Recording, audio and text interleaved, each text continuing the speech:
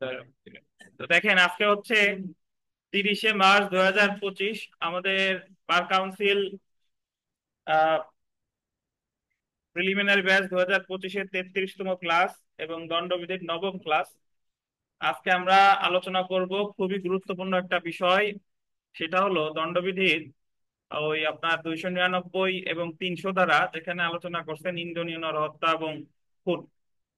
এবং এই জিনিসটা খুবই গুরুত্বপূর্ণ। আমাদের অধিকাংশ মানুষ এটা নিয়ে আমরা বুঝি না, বা বুঝলেও পরে আবার মাথার ভিতরে জট পাকিয়ে যায় যে কোনটা খুন আর কোনটা নিন্দনীয় নরহত্যা। এটা প্রিলিমিনারিতে আপনি নিন্দনীয় নরহত্যা এবং খুন থেকে 1 মার্ক, 1 মার্ক তো মিনিমাম পাবেন। ভাগ্য সহায় থাকলে 2 মার্কও পেতে পারেন। আর লিখিত পরীক্ষায় এখান থেকে প্রায় প্রশ্ন আসে, সমস্যামূলক প্রশ্ন আসে, অথবা এমনিতেই প্রশ্ন আসতে পারে। তো নিন্দনীয় নরহত্যা এবং খুন এটা খুবই গুরুত্বপূর্ণ একটা অধ্যায়। তো আশা করি আজকে যদি আপনারা মনোযোগ দেন, তাহলে আজকের পর থেকে আপনাদের ভুল ধারণা আর থাকবে না, এবং আপনারা সুন্দর একটা ধারণা নিতে পারবেন যে কোনটা নিন্দনীয় নরহত্যা এবং কোনটা আসলে খুন। তো আমরা এই এই পেজটা পড়বো, এবং পড়ার সাথে সাথে সাথে আমি আপনাদেরকে ব্যাখ্যা দিব। তো প্রথমে আমরা দেখি বইয়ের পেজে, মানে আমি আপনাদের যে পেজটা দিচ্ছি এটা একটু করি। দেখেন যে নরহত্যা, নর শব্দের দুইটা অর্থ রয়েছে। একটি হলো পুরুষ, অন্যটি হলো মানুষ। মানে নর যে শব্দটা, এই নর শব্দটার দুইটা অর্থ। এক অর্থ, এক নর মানে কি পুরুষ, আর এক নর মানে কি মানুষ। তো যদি নরহত্যা শব্দে নর বলতে মানুষ শব্দটি বোঝানো হয়েছে, একজন মানুষ যদি অন্য মানুষকে হত্যা করে তবে তাকে নরহত্যা বা হোমিসাইড। মানে আমরা নরহত্যা, আমাদের চারপাশে যত হত্যা আছে সবগুলাই হচ্ছে আপনার নরহত্যা। একজন মানুষ যদি আর একজন মানুষকে হত্যা করে, সেটা গুলি করে হত্যা করুক, ওই বিষ খাওয়াইয়ে করুক, গাড়ি চাপা দিয়ে করুক, জল্লাদ আপনার ওই গলায় দড়ি দিয়ে ফাঁসির মাধ্যমে করুক, একজন আর একজনকে হত্যা করলেই সেটাকে কি বলে? নরহত্যা। ধন্যবাদ। তারপরে দেখেন, আমরা আপাতত ভুলে যাব যে খুন কি জানি না, নিন্দনীয় নরহত্যা কি জানি না। আপনি জানলেও আপাতত ভান করেন যে আমি কিছুই জানি না। আচ্ছা, তো তাহলে মনে রাখেন যে নরহত্যা, একজন যদি আর একজনকে হত্যা করে সেটাই কি? নরহত্যা। আচ্ছা, এখন নরহত্যার প্রকারভেদ দেখেন। নরহত্যা হলো দুই প্রকার। একটা দেখেন আইনগত নরহত্যা, আর একটা হলো বেআইনি বা নিন্দনীয় নরহত্যা। মানে এই যে যে নরহত্যা, এই নরহত্যারে আমরা দুই ভাগে ভাগ করতে পারি। একটা হলো আইনগত নরহত্যা, আর একটা কি? বেআইনি বা নিন্দনীয় নরহত্যা। আইনগত নরহত্যা কাকে বলে? আইনগত নরহত্যা মানে হলো যে নরহত্যাটা করলে আইনে শাস্তির বিধান নাই, আইন যেটাকে পারমিট করে, আইন যেটাকে অ্যালাউ করে। ঠিক আছে? মানে জল্লাদ ফাঁসি কার্যকর করছে, জল্লাদ এর কি অপরাধ হয়েছে? তো এটা কি? আইনগত নরহত্যা। আবার আপনি ওই যে আমরা জানি যে আত্মরক্ষার অধিকার প্রয়োগ করে কাউরে মৃত্যু ঘটানো যায়, যায় কিনা? শরীর রক্ষার্থে কয়টা ক্ষেত্রে? ছয়টা। আর সম্পত্তি রক্ষার্থে কয়টা? চারটা ক্ষেত্রে। তাহলে ওই 10টা ক্ষেত্রে যদি আমি মৃত্যু ঘটাই, আমার কি শাস্তি হবে? হবে না। তাহলে ওটারও কি বলা যায়? আইনগত নরহত্যা। শুধু এটা না, যদি আমরা বলি ওই যে জেনারেল এক্সেপশন 76 থেকে 95, ওই জায়গায়ও যদি আমরা, মানে সবকিছু আমাদের ঠিকঠাক ছিল, আমাদের কোনো গিল্টি মাইন্ড বা মেন্স রিয়া ছিল না, কিন্তু তারপরেও কাউরে হত্যা হয়ে গেছে, সেক্ষেত্রেও আমরা আমরা শাস্তি থেকে কি পাবো? বা ফৌজদারি দায় হতে অব্যাহতি পাবো। তাহলে আইনগত নরহত্যা হলো যে নরহত্যা আইন কি করে? সমর্থন করে, এবং যে নরহত্যার জন্য আমার কোনো শাস্তির ব্যবস্থা নাই, সেটারই কি বলে? আইনগত নরহত্যা। আচ্ছা, তো তাহলে এখন যদি আমরা দেখি যে তাহলে বেআইনি নরহত্যা কি, আমরা এটা বলতে পারি যে আইনগত নরহত্যা ছাড়া বাদ বাকি যত নরহত্যা আছে সব কি? বেআইনি নরহত্যা। এই যে একজন আরেকজনে আপনার হত্যা করছে, ধরেন শ্বাসরোধ করে হত্যা করছে, গুলি করে হত্যা করছে, বোমা মেরে হত্যা করছে, যাই হোক না কেন সবগুলোই কি? বেআইনি নরহত্যা। এবং বেআইনি নরহত্যার আর এক নাম হচ্ছে কি? নিন্দনীয় নরহত্যা। খুন কি আমরা এখনো জানি না। খুন কি এখনো কি জানি না। আমরা জাস্ট জানলাম যে নরহত্যা কয় প্রকার? দুই প্রকার। একটা হলো আপনার আইনগত নরহত্যা, আর একটা কি? বেআইনি বা নিন্দনীয় নরহত্যা। জি, তো একটু পড়ি দেখেন। আইনগত নরহত্যা যেমন আদালতের নির্দেশে মৃত্যুদণ্ডে দণ্ডিত ব্যক্তির ফাঁসি কার্যকর করা। কার নির্দেশে? আদালতের নির্দেশে। বা আত্মরক্ষার অধিকার প্রয়োগ করে কোনো ব্যক্তির মৃত্যু ঘটানো ইত্যাদি। তো আত্মরক্ষার অধিকার প্রয়োগ করেও যদি কারোর মৃত্যু ঘটানো হয় সেটাও কি আইনগত নরহত্যা। মূল মূল কথা হলো যে নরহত্যার জন্য কোনো কিসের ব্যবস্থা নাই, শাস্তির ব্যবস্থা নাই, সেটাকেই কি বলে? আইনগত নরহত্যা। এখন আমরা চলে আসি বেআইনি নরহত্যা। বেআইনি নরহত্যা বা নিন্দনীয় নরহত্যা, আইনগত পন্থা ব্যতি রেখে বেআইনি ভাবে যদি একজন ব্যক্তি অন্য কোনো ব্যক্তিকে বা ব্যক্তিদের হত্যা করে তবে তাকে বেআইনি নরহত্যা বলে। মানে আইনগত পন্থা ছাড়া, আইনগত পন্থা ছাড়া যদি অন্য কোনো ভাবে একজন আর একজনকে হত্যা করে সেটারই কি বলে? বেআইনি নরহত্যা। যেমন দেখেন এখানে একটা উদাহরণ আছে যে স্বপন দীনেশকে হত্যার অভিপ্রায়ে পিস্তল দিয়ে গুলি করে হত্যা করে। তার মানে স্বপনের আগে থেকেই কি ছিল? অভিপ্রায় ছিল। দীর্ঘদিন ধরে খুঁজতেছে যে দিনেশ সে পাইলেই আজকে দিব, দিনেশ সে পেয়ে গেছে, গুলি করে কি করছে? হত্যা করে ফেলছে। এখানে স্বপন বেআইনি বা নিন্দনীয় নরহত্যা করেছে বলে কি হবে? গণ্য হবে। এবং দণ্ডবিধি 1860-এর 299 ধারায় নিন্দনীয় নরহত্যার সংজ্ঞা এবং 304 ধারায় নিন্দনীয় নরহত্যার শাস্তি সম্পর্কে আলোচনা করা হয়েছে। দণ্ডবিধি যে 1860, এর কত ধারায় নিন্দনীয় নরহত্যার সংজ্ঞা? 299 ধারায়। এবং এর শাস্তি বলেছে কত ধারায়? 304 ধারায়। তাহলে আমরা নিন্দনীয় নরহত্যাকে আমরা এইভাবে বলতে পারি যে আইনগত পন্থা ছাড়া একজন ব্যক্তি আর একজন ব্যক্তিকে হত্যা করলেই সেটাই কি বলে? নিন্দনীয় নরহত্যা। কথা পরিষ্কার, এখানে আর কোনো পেস্টেসের কিছু নাই। এখন খুন হবে কি হবে না, খুন ধরেন আমরা এখনো জানি না, খুন শব্দটা কি এটা আমরা এখনো কি জানি না। আপাতত তো এটা জানলাম যে নিন্দনীয় নরহত্যা কি। আচ্ছা, তো এখন যদিও আমরা নিন্দনীয় নরহত্যা সম্পর্কে একটু ধারণা লাভ করেছি, তথাপি আমাদের এই আহ নিন্দনীয় নরহত্যার সংজ্ঞা পড়বো। নিন্দনীয় নরহত্যা বা অপরাধজনক নরহত্যা বা কালপেবল হোমিসাইড এর সংজ্ঞা দিয়েছে 299 ধারায়। একটু দেখেন, সবাই একটু মনোযোগ দেন।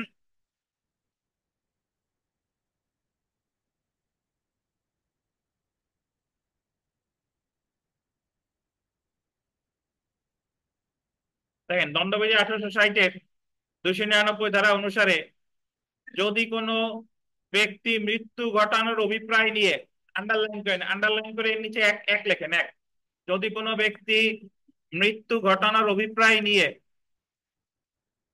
যদি কোনো ব্যক্তি মৃত্যু ঘটানোর অভিপ্রায় নিয়ে, এক দিছেন বা জি দেখবেন না, কারণ আপনারা আমার সাথে নাই।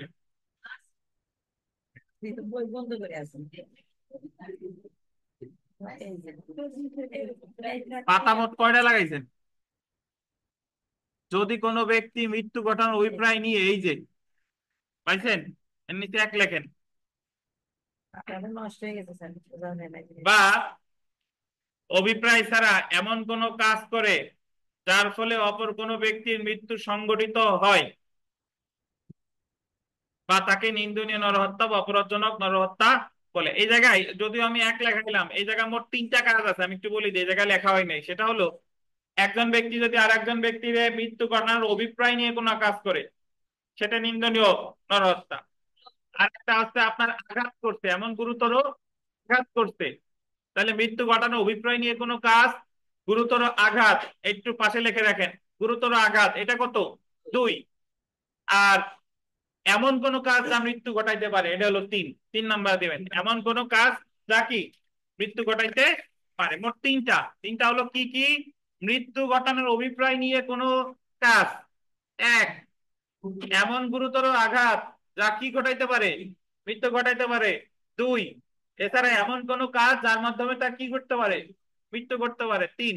তাহলে 299 ধারায় বলতেছে যে নিন্দনীয় নরহত্যা কয়টি উপায় হতে পারে? 3টি উপায়। একটু লিখে রাখেন, নিন্দনীয় নরহত্যা কয়টি উপায় হতে পারে? 3টি উপায়। লিখতে পারেন নাই বোধহয়। 299 ধারার পাশে একটু লেখেন যে মৃত্যু ঘটানোর অভিপ্রায় নিয়ে কাজ, এক। 2 নম্বর লিখবেন গুরুতর আঘাত, 2। আর এমন কোন কাজ যা জানে যে ওই কাজটা তার কি ঘটাইতে পারে? মৃত্যু ঘটাইতে পারে। এই 3টা। আর এও যদি না লিখতে পারেন লেখেন যে নিন্দনীয় নরহত্যা 3টি উপায় হতে পারে। কয়টি উপায়ে? 3টি উপায়। পরীক্ষায় প্রশ্ন আসতে পারে যে 299 ধারা অনুসারে নিন্দনীয় নরহত্যা কয়টি উপায় হতে পারে। লেখেন, আমি একটু ব্যাখ্যা দিই, শুনেন।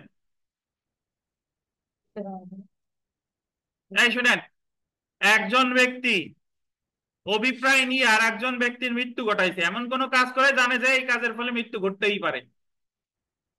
দীর্ঘদিন ধরে বিকাশ পরিকল্পনা করে রাখছে অমুকরে হত্যা করবে। বিকাশের কোমরে পিস্তল গোদা, সবসময় পিস্তল নিয়ে ঘুরে। তো যেই দিন আহ বিকাশ পাইছে হাফিজ রে, সেই দিন গুলি করে হত্যা করছে। এটা কি নিন্দনীয় নরহত্যা? এটা কি এক? ঠিক আছে। বিকাশ পরিকল্পনা থাক বা না থাক, এমন গুরুতর আঘাত করছে, হাফিজ মারা গেছে। এটা কি নিন্দনীয় নরহত্যা। এখন এই গুরুতর আঘাতটা পরিকল্পনা সহ থাকতে পারে, পরিকল্পনা কি ছাড়াও থাকতে পারে, নিন্দনীয় নরহত্যা। আচ্ছা, এটা ছাড়াও বিকাশ এমন কোন কাজ করছে যার মাধ্যমে হাফিজ কি গেছে, মারা গেছে। ওটা ধরেন গুরুতর আঘাত হয় না, বিকাশ হালকা আঘাতই করছিল, কিন্তু তারপরেও হাফিজ কি মারা গেছে। এটাও কি নিন্দনীয় অপরাধ। এখন এই তিনটা কাজের কথা যে আমি বললাম, এই তিনটা কাজ বিকাশ পরিকল্পনা নিয়ে করুক অথবা কি পরিকল্পনা তারা করুক, এটা কি নিন্দনীয় অপরাধ। খুনের তিনটা এখনো মনের মধ্যে কেউ আনবেন না, আনছেন তো ধরা খাইছেন। আপনি মনে রাখবো যে আমি ইচ্ছা করে মারি, অনিচ্ছাকৃত করে মারি, আমি যদি কাউরে মারি, মারলেই সেটা কি নিন্দনীয় নরহত্যা। কত ধারায় বলেছে? 299 ধারায়। 299 ধারায় নিন্দনীয় নরহত্যা কয়টি উপায় হতে পারে? তিনটি উপায়। কয়টি উপায়? তিনটি উপায়। আচ্ছা, অর্থাৎ একজন ব্যক্তি যদি বেআইনি ভাবে অপর কোনো ব্যক্তিকে হত্যা করে, সর্বপ্রথম সেটি নিন্দনীয় নরহত্যা বলে গণ্য হবে। তবে উক্ত নিন্দনীয় নরহত্যা খুন বলে বিবেচিত হতে পারে, আবার নাও পারে। এই নিন্দনীয় নরহত্যাটা খুন হতে পারে, আবার কি নাও হতে পারে। কোন নিন্দনীয় নরহত্যা খুন বলে বিবেচিত হবে কি হবে না সেটা জানার জন্য কত ধারা পড়তে হবে? 300 ধারা পড়তে হবে। আপাতত আমরা জানলাম যে নিন্দনীয় নরহত্যা কি। এখন খুন হবে কি হবে না সেটি কিসের বিষয়? পরের বিষয়। তাহলে আমাদের চারপাশে ধরেন ওই 2 দিন আগে এক ছেলে বোধহয় তার বাবার কাছে কি জানি চাইছিল, মোবাইল নাকি, দেয় নাই। বাবা নামাজরত অবস্থায় ছিল, ছেলে গিয়ে কুপিয়ে মেরে ফেলছে বাবারে। এটা কি হয়েছে বলেন? নিন্দনীয় হত্যা। এখন আপনারা একজন তর্ক করবেন, স্যার এটা তো খুন হয়েছে। খুন হয়েছে কি হয় নাই সেটা হলো পরের বিষয়। নিন্দনীয় নরহত্যা যে হয়েছে, আপাতত আমরা যতটুকু পড়েছি তাতে নিন্দনীয় নরহত্যা হয়েছে, এটা কি কনফার্ম। আচ্ছা, একজন ব্যক্তি আর একজন ব্যক্তির গুলি করে মেরে ফেলেছে, কি বলেন? নিন্দনীয় নরহত্যা। একজন ব্যক্তি আরেকজন ব্যক্তির মাথায় বাড়ি দিয়ে মেরে ফেলছে, কি নিন্দনীয় নরহত্যা। খুন হয়েছে কি হয় নাই আমরা সেই তর্কে এখনো যাব না। খুন হতেও পারে, নাও হতে পারে। খুন হয়েছে কি হয় নাই এটা জানার জন্য 299 ধারা পড়লে হবে না, এটা জানার জন্য পড়তে হবে কত? 100 ধারা। শুনেন, 299 ধারা উদাহরণ আছে এরকম, সবাই ঠান্ডা মাথায় চিন্তা করবেন। বইটা আছে এরকম উদাহরণ যে ঘাসের উপর ফরাস পেতে রাখছে। ফরাস পেতে রাখছে মানে হলো একটা গর্তের উপর, সরি একটা গর্তের উপর ঘাসের ফরাস পেতে রাখছে, মানে কার্পেট, যাতে ওই ওই গর্তে ওই ফরাসে একজন পা দিয়ে ওই গর্তে পড়ে একজন কি মারা যায়। তাহলে এই এই কার্পেটটা ধরেন পেতে রাখছে বিথিকা, এবং ঠিকই ওই কার্পেটে আরিফ সাহেব পা দিয়ে আরিফ সাহেব মারা গেছে। তাহলে এখন বিথিকায় জায়গা কি করেছে? নিন্দনীয় নরহত্যা। এটা 299 ধারার উদাহরণ। এখন খুন হয়েছে কি হয়নি সেটা হলো পরের ব্যাপার, বাট নিন্দনীয় নরহত্যা যে হয়েছে এটা আপাতত কি কনফার্ম। তো আমরা এতক্ষণ যা যা পড়লাম এটার যে মূল সারমর্ম সেটা হলো যে একজন ব্যক্তি আর একজন ব্যক্তিকে হত্যা করলে সেটাকে বলে নরহত্যা। নরহত্যা কয় প্রকার? 2 প্রকার। একটা হলো আইনগত নরহত্যা, আর একটা কি নিন্দনীয় নরহত্যা। আইনগত নরহত্যা মানে যে নরহত্যা করলে কোনো শাস্তি হয় না, আইন যেটাকে সমর্থন করে সেটাকে কি বলে? আইনগত নরহত্যা। আর যে নরহত্যা আপনার আইনের পরিপন্থী, মানে যেটার কারণে শাস্তি পেতে হবে, সেটাকেই কি বলে? নিন্দনীয় নরহত্যা। আপাতত এইটুক বোঝা গেছে। আচ্ছা, এবং যদি আপনাকে বলে যে 299 ধারায় নিন্দনীয় নরহত্যা কয়টি উপায় হতে পারে? কয়টি উপায় বলে? তিনটি উপায়। ওই যে মৃত্যুর অভিপ্রায় নিয়ে কাজ, তারপর গুরুতর আঘাত বা অন্য কোনো কাজ যেটা তার মৃত্যু ঘটাইতে পারে। ওকে। এখন আমরা চলে আসবো যে খুন বা মার্ডার। খুন বা মার্ডার 300 দ্বারা গোল দিবেন, দুইটি ভাগ বা অংশ রয়েছে, পাইছেন? ওই যে কাগজে পান, নাহলে তো না পড়লে আবার মিলাইতে পারবেন না। 300 দ্বারা কয়টা ভাগ রয়েছে? দুইটি ভাগ। প্রথম ভাগে বর্ণিত আন্ডারলাইন করবেন, 4টা অনুচ্ছেদে বলা হয়েছে কখন নিন্দনীয় নরহত্যা খুন বলে গণ্য হবে। 300 ধারাকে দুইটা ভাগে ভাগ করা যায়। কয়টা ভাগে? দুইটা ভাগে। 300 ধারার যে প্রথম ভাগ, সেখানে বলা হয়েছে যে কখন নিন্দনীয় নরহত্যা খুন বলে গণ্য হবে। কয়টা অনুচ্ছেদ রয়েছে? 4টা অনুচ্ছেদ। ওই জায়গায় আমরা যে কোনো নিন্দনীয় নরহত্যার ঘটনাটাকে ওই 4টা অনুচ্ছেদের সাথে পরীক্ষা করব। যে কোনো নিন্দনীয় নরহত্যার ঘটনা যদি ওই 4টা অনুচ্ছেদের যে কোনো একটার সাথে মিলে যায়, তখন সেই নিন্দনীয় নরহত্যাটা হয়ে যাবে ভুল। ঠিক আছে? তাহলে 300 ধারার প্রথম অংশে কয়টা অনুচ্ছেদ রয়েছে? ওয়ে আন্ডারলাইন করবেন, when culpable homicide is murder. পরীক্ষায় প্রশ্ন আসবে যে when culpable homicide is murder 300 ধারার কোন অংশে রয়েছে? প্রথম অংশে। কয়টা অনুচ্ছেদ রয়েছে? 4টা অনুচ্ছেদ। ধন্যবাদ। তারপরে দেখেন, এবং আন্ডারলাইন করেন, দ্বিতীয় ভাগকে গোল দিবেন ব্যতিক্রম অংশ বলা হয়। 300 ধারার যে দ্বিতীয় ভাগ, এটাকে কি বলে? ব্যতিক্রম অংশ। যেখানে গোল দিবেন 5টি ব্যতিক্রম বলা হয়েছে যে কখন নিন্দনীয় নরহত্যা খুন বলে গণ্য হবে না। তাহলে 300 ধারার আমরা এটা বলতে পারি যে 300 ধারার প্রথম অংশ অনুচ্ছেদ আছে কয়টা? 4টা, যেখানে বলা হয়েছে যে কখন নিন্দনীয় নরহত্যা খুন বলে গণ্য হবে। আর 300 ধারার দ্বিতীয় অংশে আমরা কি কি বলতে পারি? ব্যতিক্রম অংশ। যদি পরীক্ষায় প্রশ্ন আসে যে 300 ধারার কোন অংশকে ব্যতিক্রম অংশ বলে, দ্বিতীয় অংশ, ওখানে কয়টা ব্যতিক্রম রয়েছে? 5টা। 5টা ব্যতিক্রম বলছে যে যদি এই নিন্দনীয় নরহত্যার সাথে 5টা ঘটনা মিলে যায়, তাহলে সেটাকে খুন বলা যাবে না, সেটা নিন্দনীয় নরহত্যাই থাকবে। ঠিক আছে? তাহলে আপাতত এই যেটা দেখেন, when culpable homicide is not murder. When culpable homicide is not murder. তো যদি পরীক্ষায় প্রশ্ন আসে যে when culpable homicide is not murder 300 ধারার কোন অংশ বলছে?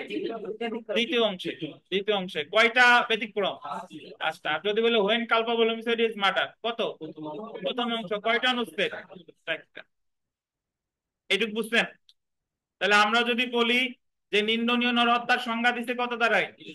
299 ধারায়। কয়টি উপায়ে? 3টি উপায়ে।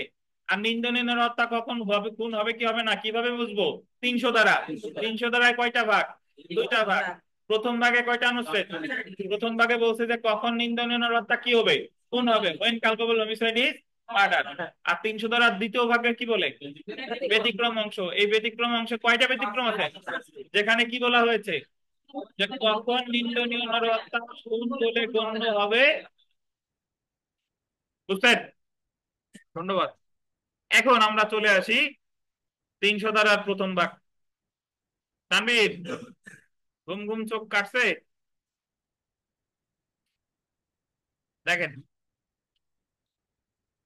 300 ধারার প্রথম ভাগ,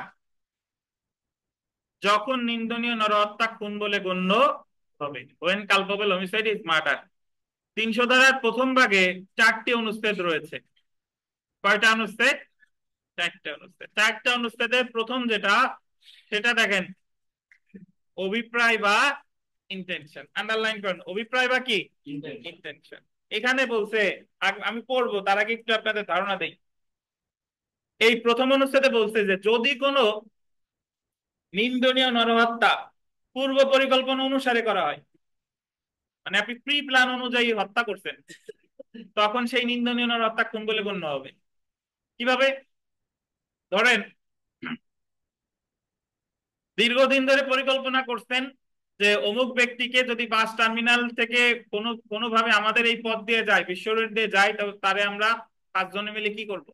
হত্যা করব। এটা আপনাদের দীর্ঘদিন ধরে পরিকল্পনা করছেন, প্রায় অ্যাটেম্প দিচ্ছেন, হচ্ছে না হচ্ছে না। একদিন সে বাস নিয়ে, মানে বাস থেকে নেমে চলে যাচ্ছিল, ওই দিন তারে তারে 5 জনে মিলে কুপায় হত্যা করছেন।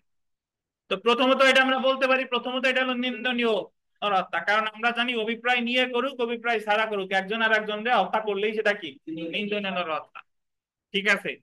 কিন্তু 300 ধারার প্রথম অংশে প্রথম অনুচ্ছেদ অনুসারে যদি নিন্দনীয় হত্যা অভিপ্রায় বা প্রি প্ল্যান অনুসারে করা হয়, কি অভিপ্রায় বা প্রি প্ল্যান অনুসারে করা হয়, তখন সেই নিন্দনীয় হত্যাটা কি হয়ে যাবে? খুন বলে গণ্য হবে। যেহেতু এটা তাদের পূর্ব পরিকল্পনা অনুসারে করেছে, তাই এই নিন্দনীয় হত্যাটা কি বলে গণ্য হবে? খুন বলে গণ্য হবে। তাহলে আমরা বলতে পারি যে সকল খুনই খুন হওয়ার আগে সেটা কি নিন্দনীয় নরহত্যা। পরে যদি ওই 300 ধারার প্রথম অনুচ্ছেদের কোনো অনুচ্ছেদের সরি প্রথম প্রথম ভাগের কোন অনুচ্ছেদের সাথে মিলে যায় তখন সেই নিন্দনীয় নরহত্যাটা কি হবে খুন। তাহলে যেহেতু আমি যেটা বললাম যে পূর্ব পরিকল্পনা অনুসারে যদি কাউকে হত্যা করা হয় প্রথমত সেটা নিন্দনীয় নরহত্যা, পরবর্তীতে সেটা কি খুন। একটু পরে দেখেন, যখন একজন ব্যক্তি পূর্ব পরিকল্পনা বা হত্যার অভিপ্রায় নিয়ে অন্য কোনো ব্যক্তিকে হত্যা করে, তানভীর কি খুঁজেন?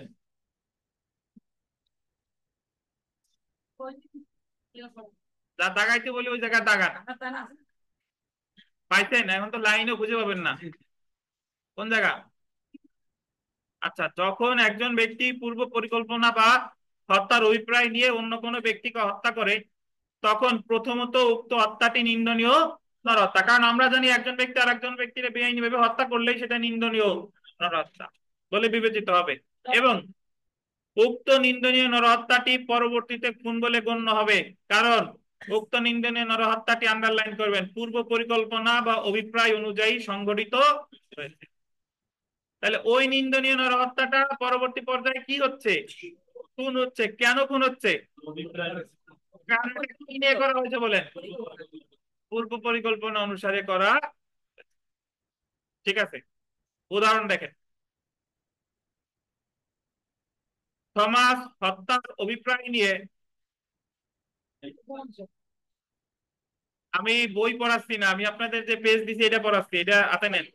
থমাস হত্যার অভিপ্রায় নিয়ে পিস্তল দিয়ে এডিসনকে গুলি করে। হত্যার অভিপ্রায় মানে কি? তার আগে থেকে কি ছিল? পূর্ব পরিকল্পনা ছিল, এবং এডিসন মৃত্যুবরণ করে। তো প্রথমত এটি একটা নিন্দনীয় নরহত্যা, যেহেতু হত্যার অভিপ্রায় নিয়ে উক্ত নিন্দনীয় নরহত্যাটি সংগঠন করেছে তাই এক্ষেত্রে উক্ত নিন্দনীয় নরহত্যাটা কি বলে গণ্য হবে খুন বলে বিবেচিত। বুঝেন কিনা? যেহেতু হত্যার অভিপ্রায় নিয়ে কাজটা করেছে প্রথমত এটা হলো নিন্দনীয় নরহত্যা, পরবর্তীতে যেহেতু হত্যার অভিপ্রায়ই ছিল সেই নিন্দনীয় নরহত্যাটা কি হয়ে গেছে খুন হয়ে গেছে। বুঝতেন? তাহলে 300 ধারার প্রথম ভাগের প্রথম অনুচ্ছেদ কি? অভিপ্রায় বা ইন্টেনশন। তাহলে আমাদের আশেপাশে যত ঘটনা আছে যদি হত্যাকাণ্ড ঘটে আমি ওখানে মিলানোর চেষ্টা করব যে এই এই ঘটনাটা সে অভিপ্রায় নিয়ে করেছে কিনা। যদি আগে থেকে অভিপ্রায় নিয়ে করে তাহলে এটা কি হয়ে যাবে খুন। বুঝছেন? আচ্ছা, আমরা চলে এসি দ্বিতীয় অনুচ্ছেদ।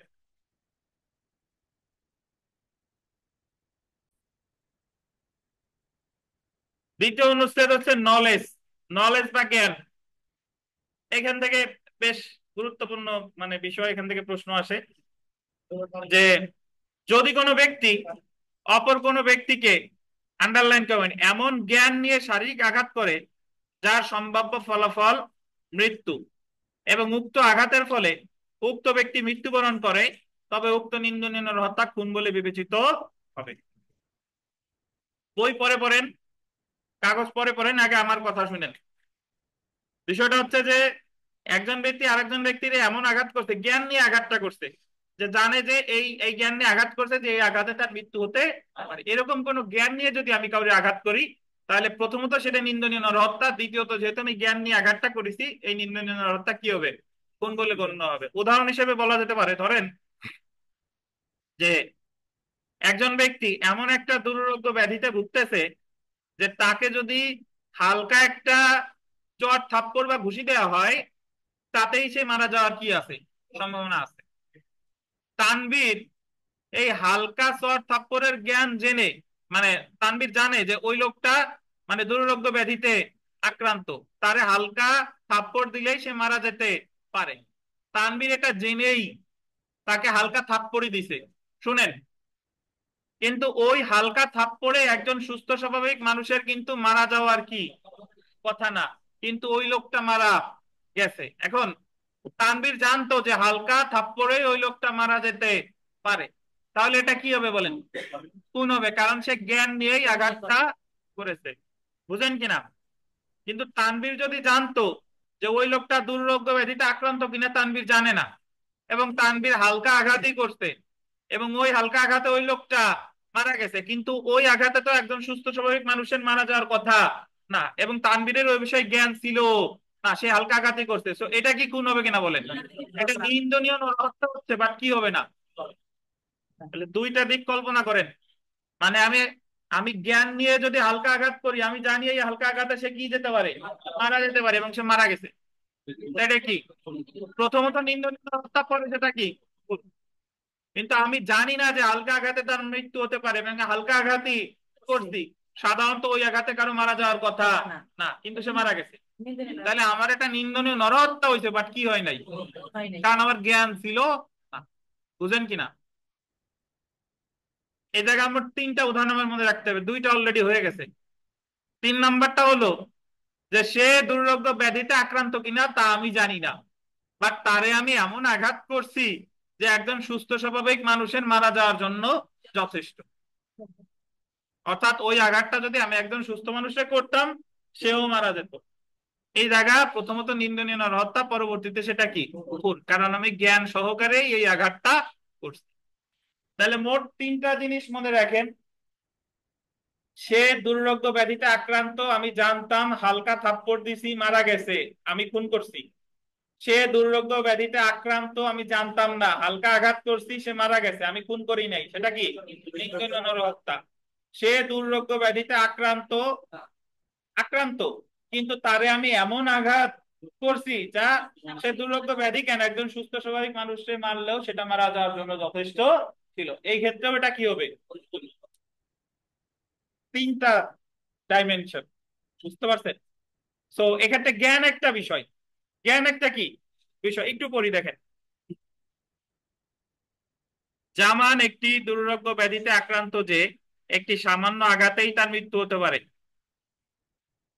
আরিফ জামানের উক্ত ব্যাধির বিষয় জেনে স্বেচ্ছায় জামানকে এমন আঘাত করে যা একজন সুস্থ মানুষের মৃত্যুর জন্য যথেষ্ট না। বাট আরিফ তো জেনে আঘাত করছে, কিন্তু জামান উক্ত আঘাতের ফলে কি কি মৃত্যুবরণ করে, ফলে আরিফ এখানে খুন করেছে বলে বিবেচিত হবে। উপরিউক্ত ঘটনায় আরিফ যদি জামানের শারীরিক ব্যাধির ব্যাপারে অবগত না থেকে আঘাত করত, তবে উক্ত নিন্দনীয় হত্যা খুন বলে বিবেচিত কি বলেন? বুঝেন কিনা? তাহলে আমরা প্রথম অনুচ্ছেদ পেলাম কি?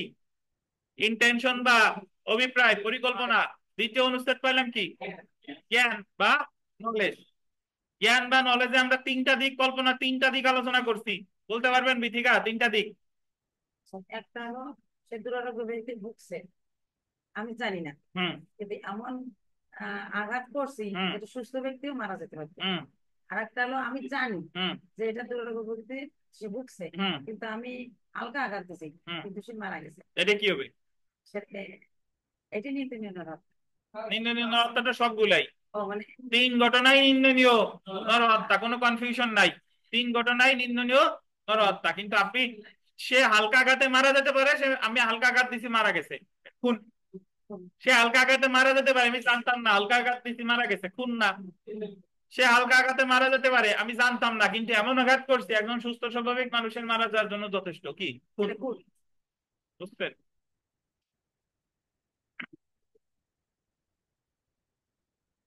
এটা দেখি। প্রথম দুই অনুচ্ছেদ বুঝেন নাই কেউ আছেন?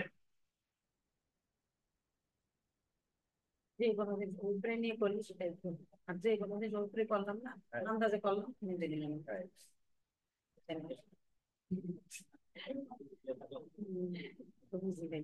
আচ্ছা, আমরা তৃতীয় অনুচ্ছেদে চলে এসে দেখেন, তৃতীয় অনুচ্ছেদ, আঘাতের প্রকৃতি, নেচার অফ ইনজুরি। আপনি এমন আঘাত করছেন যে ওই আঘাতে কারো বাঁচার কোনো কথা না। তরবারি দিয়ে একজনের পেটের এক পাশ দিয়ে ঢুকাইছেন, পিঠ দিয়ে বের করছেন। তো তরবারি দিয়ে যদি এমন আঘাত করে, তাহলে একজন সুস্থ স্বাভাবিক মানুষের মারা যাওয়ারই তো যথেষ্ট। এবং ন্যাচার অফ ইনজুরি দেখে মনে হচ্ছে যে এই আঘাতের ফলে কারো বেঁচে থাকার কথা না। তো আপনার ন্যাচার অফ ইনজুরি যদি এমন ধরনের হয় যে একজন ব্যক্তির অবশ্যই মারা যাওয়ার কথা, তাহলেও সেই নিন্দনীয় নরহত্যা কি হবে? এই যে দেখেন, যদি কোনো ব্যক্তি অপর কোনো ব্যক্তিকে এমন শারীরিক জখম বা আঘাত করে যার একমাত্র ফলাফল মৃত্যু, তখন উক্ত নিন্দনীয় নরহত্যা কি বলে বিবেচিত হবে? খুন বলে বিবেচিত হবে। কিভাবে দেখেন, যে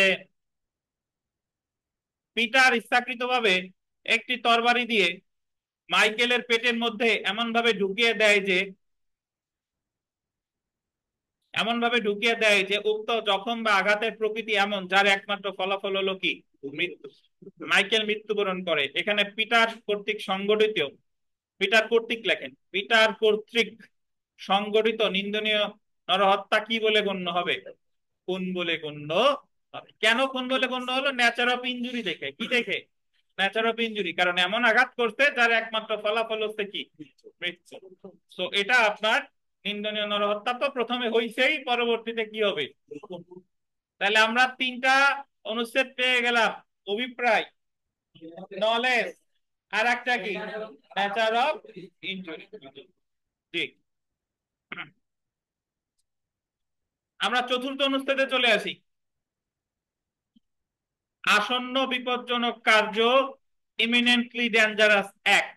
এই জায়গায় প্রতিটা লাইন বাই লাইন প্রতি জায়গা থেকে প্রশ্ন আসতে পারে। প্রতি জায়গা থেকে আপনার প্রশ্ন আসতে পারে যে 300 ধারার প্রথম ভাগের দ্বিতীয় অনুচ্ছেদ কোনটা? নলেজ।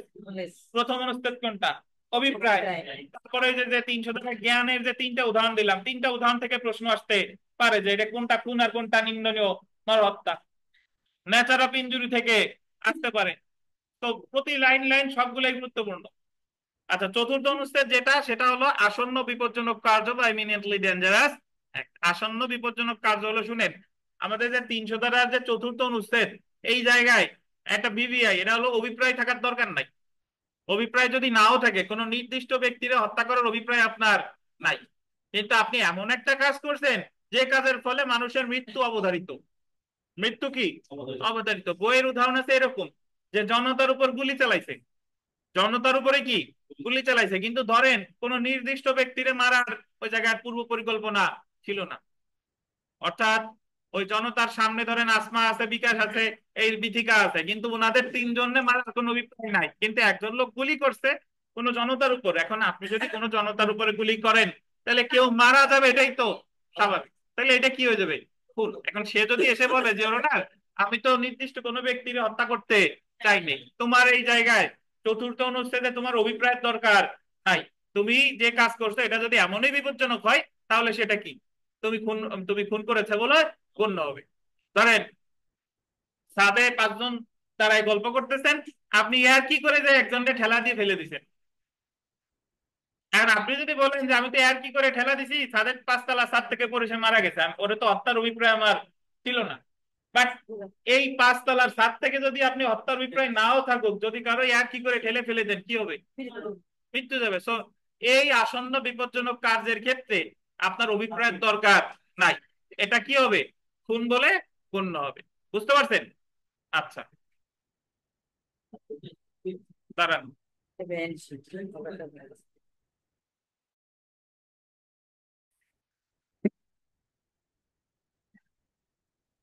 তাহলে ভাই দেখেন যে আমরা 300 ধারার প্রথম ভাগে যে চতুর্থ অনুচ্ছেদ, এখানে হচ্ছে আসন্ন বিপজ্জনক কার্য, যেখানে আমি যদি এমন একটা বিপজ্জনক কার্য ঘটাই যেখানে আমার অভিপ্রায় ছিল না, অভিপ্রায় না থাকলেও এই নিন্দনীয় নরহত্যা কি বলে গণ্য হতে পারে?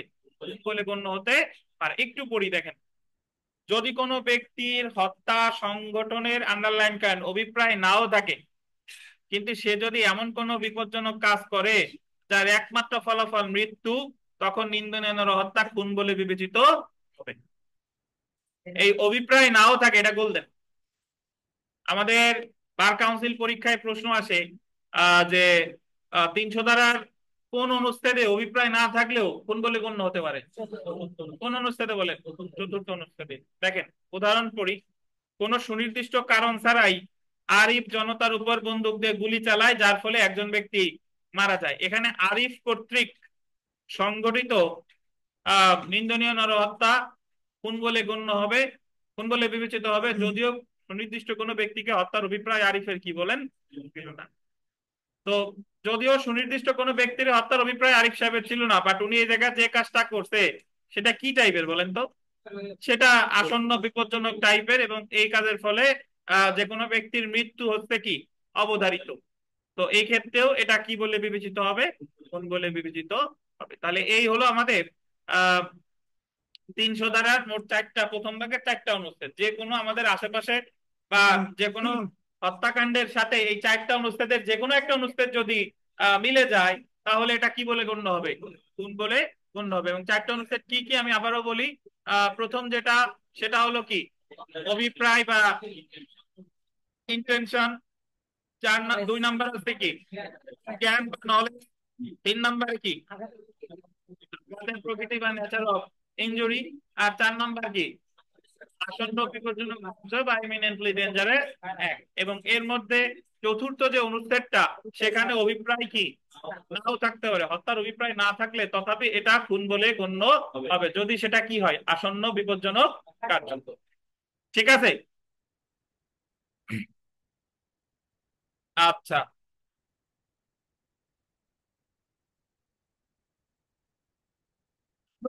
আপনাদের প্রশ্ন নিব আপাতত, একটু ধৈর্য ধারণ করে থাকেন। আমরা দ্বিতীয় ভাগ পড়ি, তারপরে প্রশ্ন নিব। দেখেন, যার যত প্রশ্ন আছে তখন অ্যান্সার করা হবে। প্রথমে আমরা চলে আসি 300 ধারার দ্বিতীয় ভাগ বা ব্যতিক্রম অংশ। তো পরীক্ষায় যদি প্রশ্ন আসে যে 300 ধারার কোন অংশকে ব্যতিক্রম অংশ বলে, দ্বিতীয় ভাগ, এবং যেখানে বলা হয়েছে যে যখন নিন্দনীয় নরহত্যা খুন বলে বিবেচিত হবে না, when culpable homicide is not pardoned। তো 300 দ্বারা দ্বিতীয় ভাবে গোল দিবেন, পাঁচটি ব্যতিক্রম রয়েছে যেখানে বলা হয়েছে কখন নিন্দনীয় নরহত্যা খুন বলে গণ্য হবে। আমরা চলে আসি প্রথম ব্যতিক্রম, গুরুতর ও আকস্মিক উত্তেজনা, গ্রেভ অ্যান্ড সাডেন প্রভোকেশন। আপনি একজন ব্যক্তি যদি আর একজন ব্যক্তিকে হত্যা করে কোন প্রকার পূর্ব পরিকল্পনা ছাড়া সে আকস্মিক উত্তেজিত হয়ে, তাদের মধ্যে কোনো পূর্ব পরিকল্পনা ছিল না, তখন ওটা নিন্দনীয় নরহত্যা হবে, কিন্তু ওটা কি হবে না, বলে গণ্য।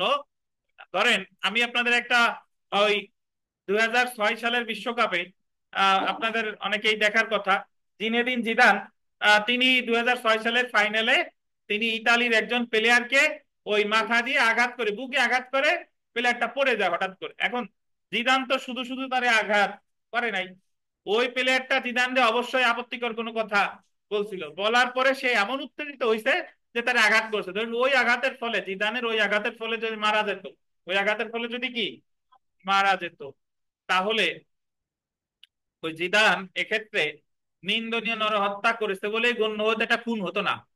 খুন হতো না, কেন হতো না? কারণ সে এটা তো পূর্ব পরিকল্পনা অনুসারে করে নাই, বরং এটা সে করেছে গ্রেভ এন্ড সাডেন প্রভোকেশনের কারণে, মানে গুরুতর এবং আকস্মিক উত্তেজিত হবে। কারণ ও অমুক এমন একটা কথা বলছে যে আকস্মিক উত্তেজিত হয়ে, যে দাঁড়া তুই এই কথা বললি, তোরে আজকে দিলাম শেষ করে।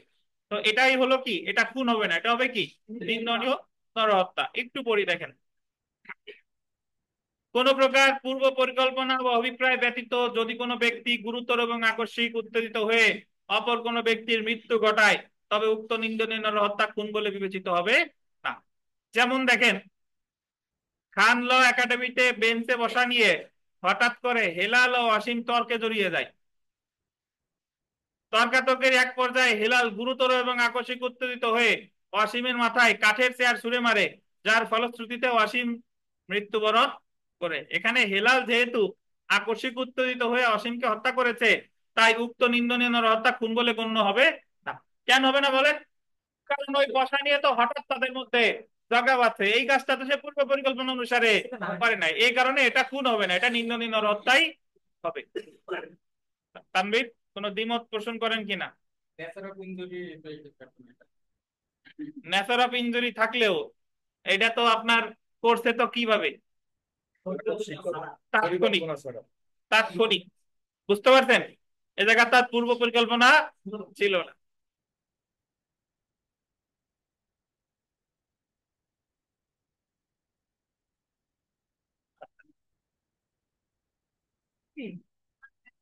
এখন দেখেন, আহ তবে কাহিনী আছে। দেখেন, প্রথম ব্যতিক্রমের আবার তিনটি ব্যতিক্রম আছে, আন্দোলন করে। প্রথম ব্যতিক্রমের আবার তিনটি ব্যতিক্রম আছে যেখানে নিন্দনীয় নরহত্যা খুন বলে বিবেচিত।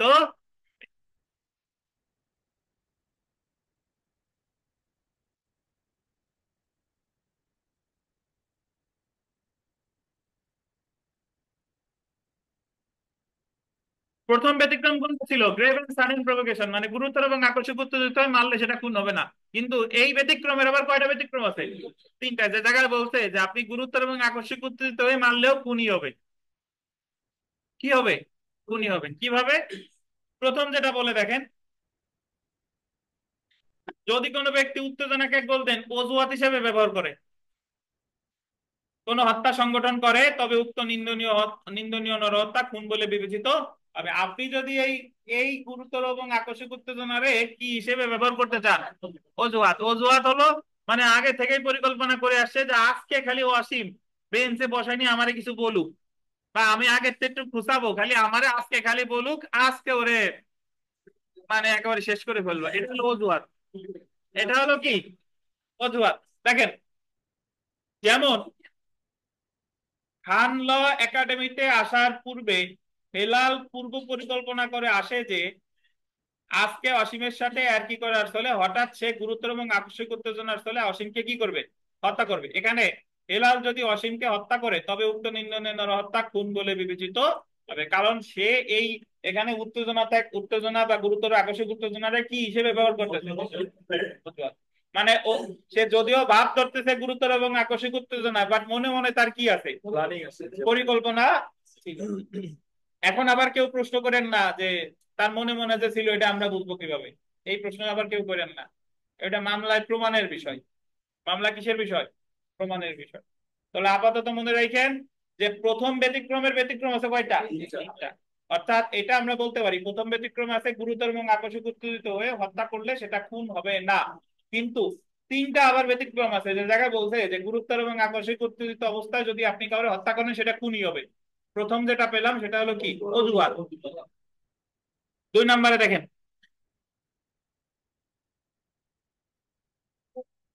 উত্তেজিত হয়ে সরকারি কোনো কর্মকর্তাকে হত্যা করলে উক্ত নিন্দনীয় নরহত্যা খুন বলে গণ্য বিবেচিত হবে। আপনি যদি উত্তেজিত হয়েছেন, বাট ওই উত্তেজনাটা দিছিল কে? সরকারি সরকারি কর্মকর্তা। সরকারি কর্মকর্তা উত্তেজনা দিলেও সরকারি কর্মকর্তাকে যদি আপনি হত্যা করেন সেটা খুনই হবে। বইয়ের উদাহরণ আছে এরকম, ম্যাজিস্ট্রেট মহোদয় বলতেছে বা বিচারক মহোদয় বলতেছে আসামিরে বা সাক্ষীরে যে আমি আপনার একটা কথাও বিশ্বাস করি না। ধরেন ওই সাক্ষীটারে ম্যাজিস্ট্রেটে মেরে ফেলছে। এখন আবার আপনাদের তো প্রশ্ন উদ্ভট, বলবেন যে সাক্ষীটাকে কাঠগড়ায় কিভাবে মারবে? সে ধরেন সাক্ষী লাফ দিয়ে যায় ম্যাজিস্ট্রেটের গলায় কামড় দিছে, গলায় কামড় দিয়ে মেরে ফেলছে। যেভাবেই হোক, ঘুষি দিয়ে মারুক, গলায় কামড় দিয়ে মারুক, একভাবে তো মারছে। আচ্ছা, তো মেরে ফেলছে। তো মেরে ফেললে আহ যদিও এ জায়গায় উত্তেজনা দিছে কে? ম্যাজিস্ট্রেট, একজন সরকারি কর্মকর্তা।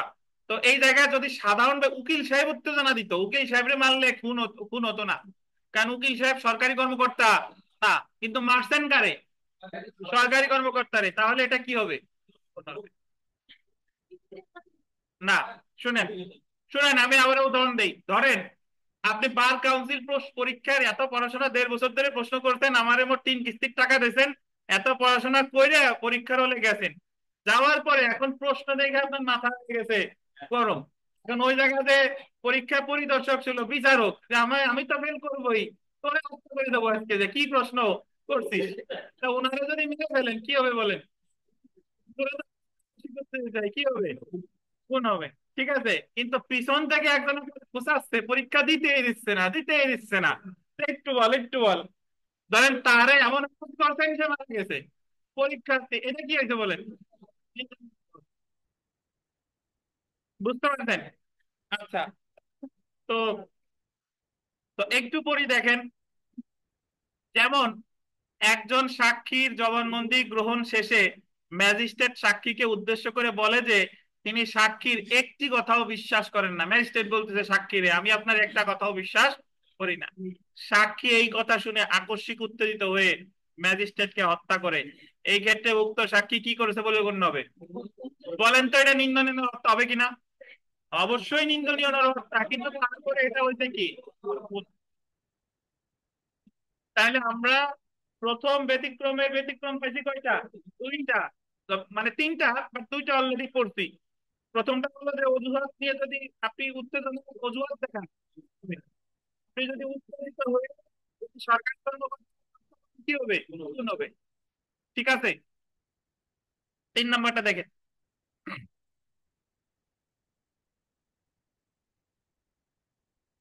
বৈধভাবে আত্মরক্ষার অধিকার প্রয়োগকালে, এটা আন্ডারলাইন করেন, কোনো উত্তেজনা দিয়ে থাকলে, উক্ত উত্তেজনার বশবর্তী হয়ে হত্যা করলে তা খুন বলে গণ্য হবে। এই বৈধভাবে আত্মরক্ষার অধিকার প্রয়োগকালে, এটা একটু বললেন। বৈধভাবে আত্মরক্ষার অধিকার প্রয়োগকালে কোনো উত্তেজনা দিয়ে থাকলে উক্ত উত্তেজনার বশবর্তী হয়ে হত্যা করলে তা কি হবে, খুন হবে। একটু বুঝতে হবে। ধরেন ওই একজন ধরেন বেনজির সাহেব, উনি তানভীরে আঘাত করছে, তানভীরে ধরেন হালকা একটা আঘাত করছে। এখন বেনজির সাহেব আঘাত করতে, বেনজির সাহেব এক্সপেক্ট করে নাই যে তানভীরে আঘাত করতে, তানভীর তো নরম টরম, যে ভাবছে যে তানভীরে আঘাত করলে তানভীর তো নীরবে নির্ভীকতাই সহ্য করবে। কিন্তু তানভীরে আঘাত করার পর দেখে যে তানভীর আত্মরক্ষার অধিকার প্রয়োগ করছে, তানভীর আত্মরক্ষার অধিকার প্রয়োগ করে বলতেছে যে কি আমার এই নরম টরম করে আঘাত করতেছেন, এ তো ঠিক না ভাই। মানে প্রথম আঘাত করতে কে? বেনজির। বেনজির যে আঘাত করছে তাতে তানভীরের মাথা ধরার কথা না, কিন্তু তানভীর কিসের কি করছে, আত্মরক্ষার অধিকার প্রয়োগ করছে। এখন তানভীর যখন আত্মরক্ষার অধিকার প্রয়োগ করছে, বলেন তো তানভীর এটা বেআইনি করছে না আইনসম্মত? তার আত্মরক্ষার অধিকার ডেফিনেটলি আছে। মানে তানভীরের আত্মরক্ষার অধিকার প্রয়োগ দেখে বেনজির দ্বিগুণ উত্তেজিত হয়ে বেঁধে মেরে ফেলছে, যে এক থাপ্পড় থাপ্পড় দিলাম চুপ করে, খাইলে আর কিছু বলতাম না। কিন্তু কত বড় সাহস, আবার কি করছে, আবার এটারে তুই প্রটেস্ট করছিস। তাহলে দ্বিগুণ উত্তেজিত হয়ে যদি মেরে ফেলে, মানে তানভীর যে উত্তেজনা ছিল, এই উত্তেজনাটা কখন, বৈধ আত্মরক্ষার অধিকার প্রয়োগকালে। তানভীর শুধু শুধু উত্তেজনা দেয় নাই, তানভীর উত্তেজনা দিতে কখন, বৈধ আত্মরক্ষার অধিকার প্রয়োগকালে। এবং তানভীর বেনজির যদি তানভীরকে পাল্টা আঘাত করে মেরে ফেলে, তো এই ক্ষেত্রে বেনজির যদি বলে যে তানভীর আমার উত্তেজনা দিছে এই কারণে মারছি, হবে না। বাট তানভীর এই উত্তেজনাটা দিছিল কিভাবে, বৈধ আত্মরক্ষার অধিকার প্রয়োগকালে। তো এই জায়গায় বেনজির সাহেব কি করেছে বলে গণ্য হবে, খুন করেছে বলে গণ্য হবে। বাট যদি এরকম হতো, শুনেন, যে বেনজির সাহেব প্রথমে কোনো আঘাত টাঘাত করে নাই, প্রথমেই তানভীর আপত্তিকর কথা বলছে এবং বেনজির সাহেব তানভীর মেরে ফেলছে, তখন আবার এটা কি হতো না, খুন হতো না, তখন এটা কি, নিন্দনীয় নরহত্যা। বুঝেন কিনা? তাহলে বৈধ আত্মরক্ষার অধিকার প্রয়োগকালে যদি কোনো উত্তেজনা দিয়ে থাকে, সেই উত্তেজনার বশবর্তী হয়ে যদি কাউকে হত্যা করা হয়, তাহলে সেটা কি হবে, খুন হবে। একটু পড়ি দেখেন।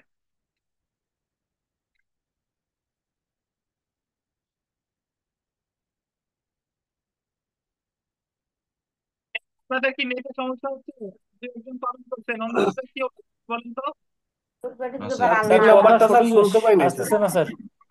নেট প্রবলেম করছে, শোনা কেউ যাচ্ছে না মাঝে মাঝে, কি ক্লিয়ারলি শুনেন না? মাঝে মাঝে শোনা যাচ্ছে না। শোনা যাচ্ছে না স্যার। অন্যদের কথা শুনি, অন্যরা রেসপন্স করেন। কেটে আসতেছে স্যার, কেটে আসতেছে স্যার, কেটে জি স্যার, আসতেছে। সমস্যা স্যার। জি স্যার, 4-5 মিনিট নেটের যাবত, সমস্যা, শোনা যাচ্ছে না। 3-4 মিনিট যাবত।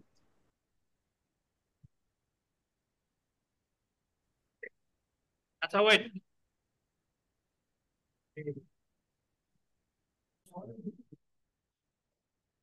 আচ্ছা, আশা করি এবার শুনতে পারবেন, শুনেন তাহলে। যে কথাটা মনে রাখতে হবে যে আমরা 300 ধারার দ্বিতীয় অংশের যে প্রথম ব্যতিক্রম ছিল, সেটা ছিল হলো বই মানে গ্রেভ এন্ড সাডেন প্রভোকেশন, গুরুতর এবং আকস্মিক উত্তেজিত হয়ে কাউরে হত্যা করলে খুন হবে না, সেটা নিন্দনীয় নরহত্যাই হবে। বাট এর আবার ব্যতিক্রম আছে কয়টা, 3টা, যেখানে বলছে যে আপনি গুরুতর এবং আকস্মিক উত্তেজনাকে যদি আপনি অজুহাত হিসেবে, 1 নাম্বার ছিল যদি আপনি কি দেখান, অজুহাত হিসেবে দেখান, খুন হবে। 2 নাম্বার ছিল সরকারি গুরুতর এবং আকস্মিক উত্তেজিত সরকারি কর্মকর্তারে হত্যা করলে কি হবে। 3 নাম্বার বলছে গুরুতর এবং আকস্মিক উত্তেজনা যার কাছ থেকে পেয়েছেন সে যদি কিভাবে দিয়েছে, বৈধ আত্মরক্ষার অধিকার প্রয়োগকালে, সেটাও কি হবে, খুন হবে। একটু পরি দেখেন। যেমন আরিফ ইব্রাহিমকে আঘাত করতে গেলে ইব্রাহিম নিজেকে রক্ষার জন্য আত্মরক্ষার অধিকার প্রয়োগ করে এবং বলে যে আপনি বিশ্বাস বংশের ছেলে বলে আমাকে আঘাত করার অধিকার আপনার নেই। এই কথা শুনে আরিফ উত্তেজিত হয়ে ইব্রাহিমকে হত্যা করে, এই ক্ষেত্রে উক্ত নিন্দনীয় নরহত্যা কি বলে গণ্য হবে? কোন বলে? প্রথমে আঘাত করতে গেছিল আরিফ, তখন ইব্রাহিম আত্মরক্ষার অধিকার প্রয়োগ করে আরিফ বলছে, মানে ইব্রাহিম বলছে যে আপনি অমুক বংশের পোলা বলে আমার আঘাত করবেন, এটা মানে নেওয়া যায় না। এই কথা শুনে আরিফ আবার দ্বিগুণ উত্তেজিত হয়ে ইব্রাহিম রে কি মেরে ফেলেছে। তো এটা কি বলে গণ্য হবে? কোন বলে গণ্য হবে? কারণ ইব্রাহিম যে উত্তেজনাটা দিয়েছিল এটা কখন দিয়েছিল? বৈধ আত্মরক্ষার অধিকার প্রয়োগকালে। তো দেখেন, মানে এই এখন তো অনলাইনে শুনতে পাচ্ছেন আপনারা নাকি? জি হ্যালো, স্যার, পাচ্ছি। আচ্ছা জি ধন্যবাদ। স্যার।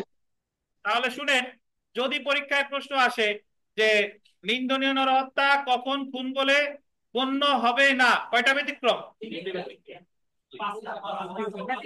নিন্দনীয় নরহত্যা কখন খুন বলে গণ্য হবে না, কয়টা? পাঁচটা। ব্যতিক্রমের কথা পাঁচটা না? আর নিন্দনীয় নরহত্যা কখন খুন বলে গণ্য হবে, কয়টা ব্যতিক্রম? এই যে তিনটা। যদি বলে নিন্দনীয় নরহত্যা কখন খুন বলে গণ্য হবে, কয়টা অনুচ্ছেদ? ওই যে প্রথম ভাগের চারটা অনুচ্ছেদ। কিন্তু প্রশ্ন যদি এইভাবে আসে যে দণ্ডবিধি 300 ধারার অধীন এমন কয়টি ব্যতিক্রম রয়েছে যেখানে বলা হয়েছে যে নিন্দনীয় হত্যা খুন বলে গণ্য হবে, তখন উত্তর হবে কয়টা? তিনটা। নরমালি সচরাচর আমরা যেটা জানি যে নিন্দনীয় হত্যা খুন বলে গণ্য হবে না, পাঁচটা ব্যতিক্রম, এটা সবাই জানি। কিন্তু যেটা অনেকেই জানি না, পরীক্ষায় আসতে পারে যে এমন কয়টা ব্যতিক্রম আছে যে যখন নিন্দনীয় হত্যা খুন বলে গণ্য হবে। কয়টা? ওই যে প্রথম ব্যতিক্রমের যে তিনটা ব্যতিক্রম, আশা করি বুঝতে পারছেন।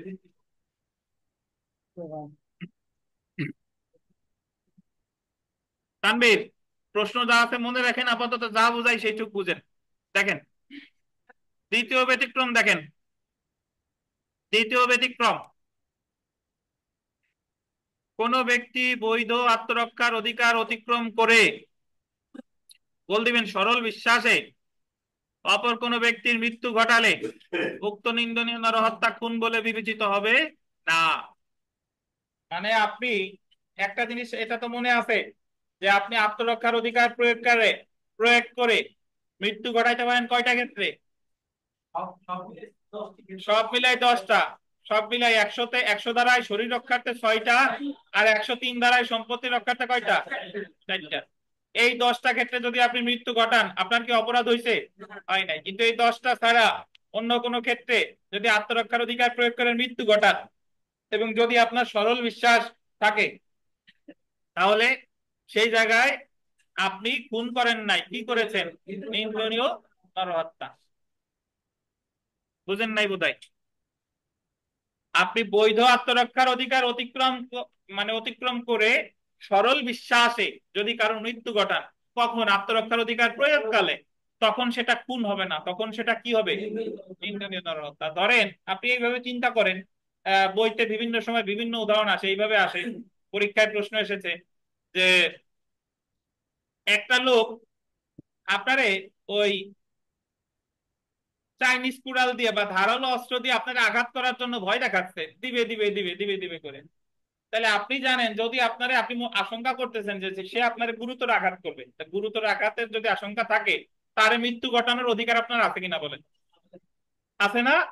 100 ধারাই বলছে যে গুরুতর আঘাতের আশঙ্কা থাকলে তারে মৃত্যু ঘটাইলে কি হবে না? অপরাধ হবে না। এখন সে আপনারে কোপাইতে আসতেছিল, আপনি তারে পিস্তল দিয়ে গুলি করতেন।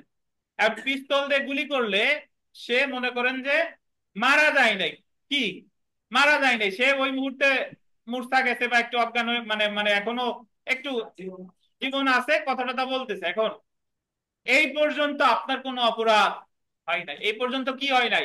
অপরাধ হয় নাই। কিন্তু আপনি যদি আশঙ্কা করেন যে না, যেহেতু আমার ওই বাংলা সিনেমার মতো গুলি করে হাইটে চলে যাচ্ছে, তারপরেও ছুরি দিয়ে আবার পিছনের মেরে ফেলে, এরকম যদি আশঙ্কা থাকে, আপনি সরল বিশ্বাসে তারে আবার দ্বিতীয় গুলি করছেন এবং দ্বিতীয় গুলি করার পরে সে কি মারা গেছে।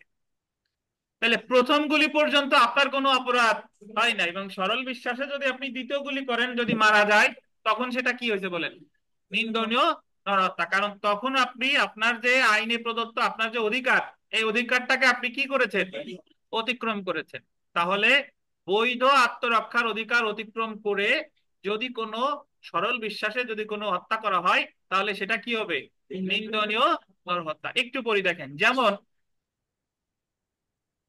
আরিফ ইব্রাহিমকে একটি ঘুষি দিতে গেলে ইব্রাহিম বৈধ আত্মরক্ষার অধিকার প্রয়োগ করে সরল বিশ্বাসে আরিফের মাথায় বাঁশ দিয়ে আঘাত করে এবং আরিফ মৃত্যুবরণ করে।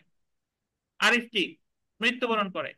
সাধারণত আঘাত যতটুকু প্রতিঘাত আত্মরক্ষার অধিকার প্রয়োগকালে প্রতিঘাত কি ততটুকু। যেহেতু ইব্রাহিম আত্মরক্ষার অধিকার অতিক্রম করে সরল বিশ্বাসে আঘাত করেছে, তাই উক্ত নিন্দনীয় নরহত্যা কি বলে বিবেচিত হবে না, খুন বলে বিবেচিত হবে না। কারণ সে আত্মরক্ষার অধিকার প্রয়োগ করেছিল এবং আত্মরক্ষার অধিকার প্রয়োগ করে এই কাজটা সে কিভাবে করেছে, সরল বিশ্বাসে। তাই এটা কি হবে না, খুন হবে না। এখন আমি একটু আপনাদের একজনের কাছে জিজ্ঞাসা করব যে wait,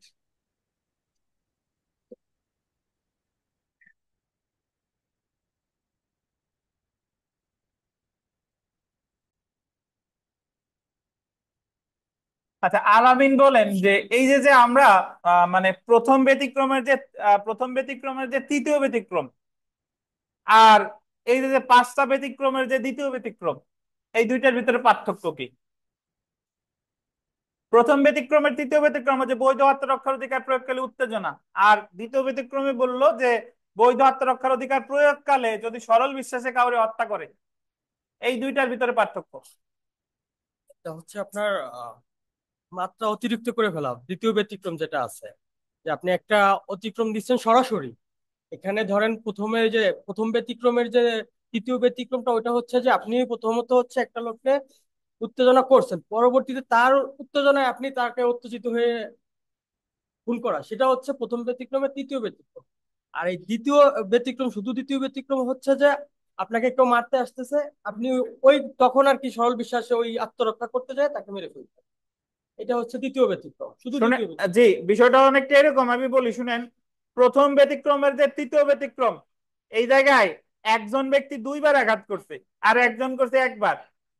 আর কিভাবে? প্রথমে আঘাত করছে হলো আরিফ, পরে আত্মরক্ষার অধিকার প্রয়োগ করছে ইব্রাহিম, পরে আরিফ আবার উত্তেজিত হয়ে মেরে ফেলছে। তাহলে আরিফ আঘাত করছে কয়বার? দুইবার। আর দ্বিতীয় ব্যতিক্রম যেটা, এটা আঘাত হয়েছে দুইবারই। কিভাবে? শুধু আরিফ আঘাত করছে, পরে ইব্রাহিম উত্তেজিত হয়ে আরিফ রে মেরে ফেলছে সরল বিশ্বাসে। বুঝতে পারছেন? হ্যাঁ। তো তাহলে আমার মনে রাখতে হবে যে প্রথম ব্যতিক্রমের যে তৃতীয় ব্যতিক্রম, এই জায়গায় হলো আপনারা উত্তেজনাটা দিয়েছিল, বা যে উত্তেজনাটা দিয়েছে সে হলো তার বৈধ আত্মরক্ষার অধিকার প্রয়োগকালে। আর মোট পাঁচটা ব্যতিক্রমের যে দ্বিতীয় ব্যতিক্রম, এটা হলো যে আপনি একজনকে আঘাত করছেন কিন্তু আর একজন আত্মরক্ষার অধিকার প্রয়োগ করতে গিয়ে সরল বিশ্বাসে মেরে ফেলছে। তো এটা কি হবে? এটা খুন হবে না, এটা নিন্দনীয় নরহত্যা হবে। আমি তো এই বাসের উদাহরণ দিলাম, অনেক ক্ষেত্রে এরকম হয় যে ধরেন আপনার একজন একটা থাপ্পড় দিতে আসছে, এখন আপনি তারে বাঁচানোর জন্য তারে একটা থাপ্পড় দিয়েছেন, সে মারা গেছে। থাপ্পড়ে কি যেতে পারে? মারা যেতে পারে। শুনেন, আমাদের আমাদের যে হযরত মুসা আলাইহিস সালাম, উনি ওই ফেরাউনের এক পুলিশ আইন শৃঙ্খলা বাহিনীর এক সদস্যরে শুধু একটা ঘুষি দিছিল, এবং উনি নিজেও এক্সপেক্ট করে নাই যে এই ঘুষিতে সে মারা যাবে। উনি একটা ঘুষি দিছে, ওই লোক মারা গেছে। আর উনি তো জায়গায় বেকুব হয়ে গেছে, জায়গায় যে তাড়াতাড়ি আল্লাহর কাছে তওবা করতেছে যে আমার তো হত্যা করার তো কোনো ইন্টেনশন ছিল না। তো উনি এই জায়গায় কি করছে বলেন? নিন্দনীয় নরহত্যা। ঠিক আছে? তো এজন্য মনে রাখতে হবে যে এই দুইটা জিনিস বুঝেন আপনারা, মাঝে এটা নিয়ে সমস্যা হবে। আমরা চলে আসি তৃতীয় ব্যতিক্রমে। দেখেন,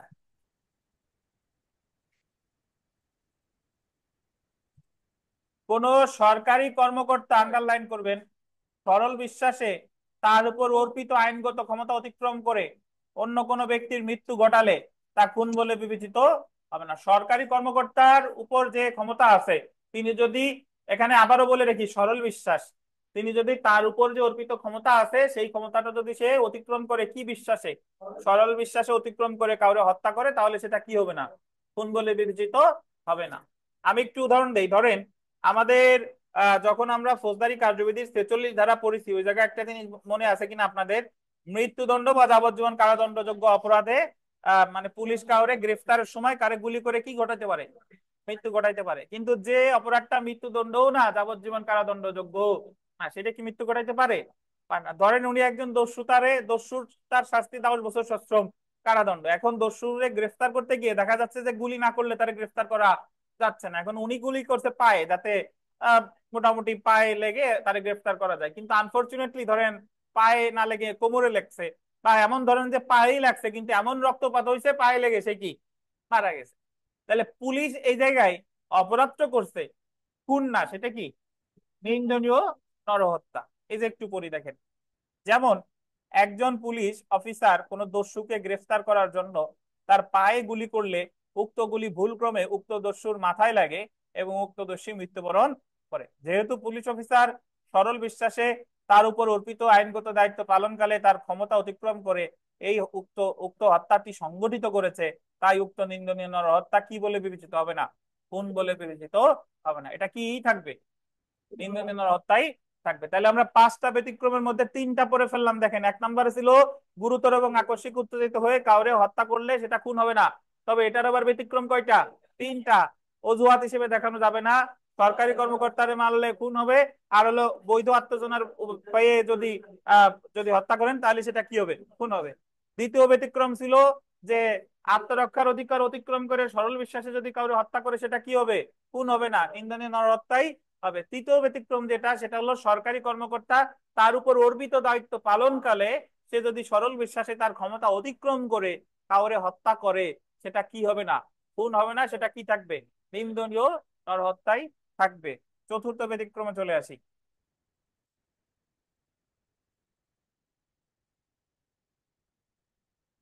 আকস্মিক কলহ, সাডেন ফাইট। আকস্মিক কলহ কি বলেন, সাডেন ফাইট, এটা প্রথমটার মতো, হুবহু কিসের মতো, প্রথমটার মতো। আকস্মিক কলহ বা সাডেন ফাইট, ওই আপনার যদি হঠাৎ করে ঝগড়া লাগছে, হঠাৎ করে ঝগড়া লাগছে, একজন আর একজনের জায়গায় ফিট করে ফেলাইছে, হত্যা করে ফেলাইছে, তখনও সেটা কি হবে না, খুন হবে না, এটা কি থাকবে, নিন্দনীয় হত্যা। দেখেন, পূর্ব পরিকল্পনা বা অভিপ্রায় ব্যতীত যদি কোনো ব্যক্তি গুরুতর আকস্মিক কলহে উত্তেজিত হয়ে অপর কোনো ব্যক্তির মৃত্যু ঘটায় তবে উক্ত নিন্দনীয় হত্যা খুন বলে বিবেচিত হবে না, উদাহরণ প্রথম ব্যতিক্রমের মতো। তাহলে গ্রেভ এন্ড সাডেন প্রভোকেশন যদি বলে প্রথম ব্যতিক্রম, যদি বলে সাডেন ফাইট কত ব্যতিক্রম, চতুর্থ। সাডেন ফাইট বললে চতুর্থ, পার্থক্য নাই, আপাতত ধরে নেন একই। বলেন, দেন এই প্রশ্ন নেন, প্রশ্ন নেন, মানে নেন, মাইক্রোফোন নেন, এটা হচ্ছে যে বলেন। আপনি তো প্রথমে বলছেন যে আহ যে ওই যে ইসের 300 ধারার যে ছিল না যে যে এমন কার্য যা হচ্ছে বিপজ্জনক, এখানে অভিপ্রায় ম্যাটার করে না। আবার ধরেন আহ আকস্মিক উত্তেজনার ফলে যদি পূর্ব পরিকল্পনা ছাড়া যদি খুন করা হয় সেটা নিন্দনীয় নরহত্যা হবে, খুন বলে গণ্য হবে না। তো এই ক্ষেত্রে ধরেন রুবেল ভাই এখানে রয়েছে, তো ওনার সাথে আমার কথা কাটাকাটির পরে উনি দেখা যাচ্ছে উত্তেজিত হয়ে গেছে অতিরিক্ত। আমারও তো ওনার কোনো ইন্টেনশন ছিল না ই করার, ঝগড়া করার, কিন্তু যাক সামহাও ওনার সাথে আমার এমন ঝগড়া লাগছে যে আমি ওনার হাত একদম ঠেলাতে ফেলাই দিছি। ঠিক আছে, কিন্তু আমি ছাদাতে বললে তো মানুষ অবশ্যই মারা যাবে, কিন্তু আমার তো সেরকম কোনো ইয়ে ছিল না, তাকে মাথায় ফেলাই দিছি। এই ক্ষেত্রে কি আমি ওই যে আপনার প্রথম যে কথাটা ছিল যে এমন কার্য যা হচ্ছে বিপজ্জনক সেখানে অভিপ্রায় ম্যাটার করে না, আবার এখানে তো আমার কোনো ইন্টেনশন ছিল না আকস্মিক উত্তেজনা, ধন্যবাদ। এখানে নিন্দনীয় নরহত্যা হবে না খুন হবে? কোন সিচুয়েশনে কাজটা করছেন এটা হলো ম্যাটার করে। আপনি ওই যে দুইজনের মধ্যে কথা কাটাকাটি হয়েছে, কোনো কোনো কথা কাটাই টাটাকাটি কিছু হয় নাই, শুধু ঠেলা দিয়ে ফেলে দিয়েছেন, তখন ওইটা যত ইমিনেন্টলি ডেঞ্জারাস অ্যাক্ট। আর এই জায়গায় তো আপনাদের দুইজনের মধ্যে আগে থেকে কি হয়েছে, তর্কাতর্কি কথা কাটাকাটি কাটি হয়েছে, সো এটা নিন্দনীয় নরহত্যাই। বুঝতে পারছেন? আর তানভীর একটু আগে একটা প্রশ্ন করছিল, ওনার প্রশ্নের উত্তর দিব পরে, ওনার মাথায় ঘুরতেছে যে একজন আর একজনের যে পাশ দিয়ে বাড়ি দিয়ে মেরে ফেললো, এটা তো 300 ধারা চতুর্থ অনুচ্ছেদ নেচার অফ ইনজুরির মধ্যেও পড়ে, তাহলে এটা খুন না কেন হবে না, মনের মধ্যে ঘুরতেছে, অন্য এইটার জন্য অন্য পয়েন্টেও গুরু মানে মনোযোগ দিতে পারতেছে না। তাই খুন আর নিন্দনীয় নরহত্যার মধ্যে মেইন যে পার্থক্যটা সেটা দেখতে হবে যে কোন সিচুয়েশনে ওই কাজটা করছে। ধরেন যদি আমি পূর্ব পরিকল্পনা অনুসারে তার মাথায় বাড়ি দিছি, ন্যাচার অফ ইনজুরি, তখন খুনই হবে, ঠিক আছে। বাট আমার ওই সিচুয়েশনটা ছিল যে গ্রেভ এন্ড সাডেন প্রভোকেশন, গুরুতর এবং আকস্মিক উত্তেজিত হয়ে, তখন ন্যাচার অফ ইনজুরি জায়গা যেরকমই হোক না কেন এটা কি হবে না, খুন হবে না, এটা কি হবে, নিন্দনীয় নরহত্যা। বুঝতেন? আচ্ছা,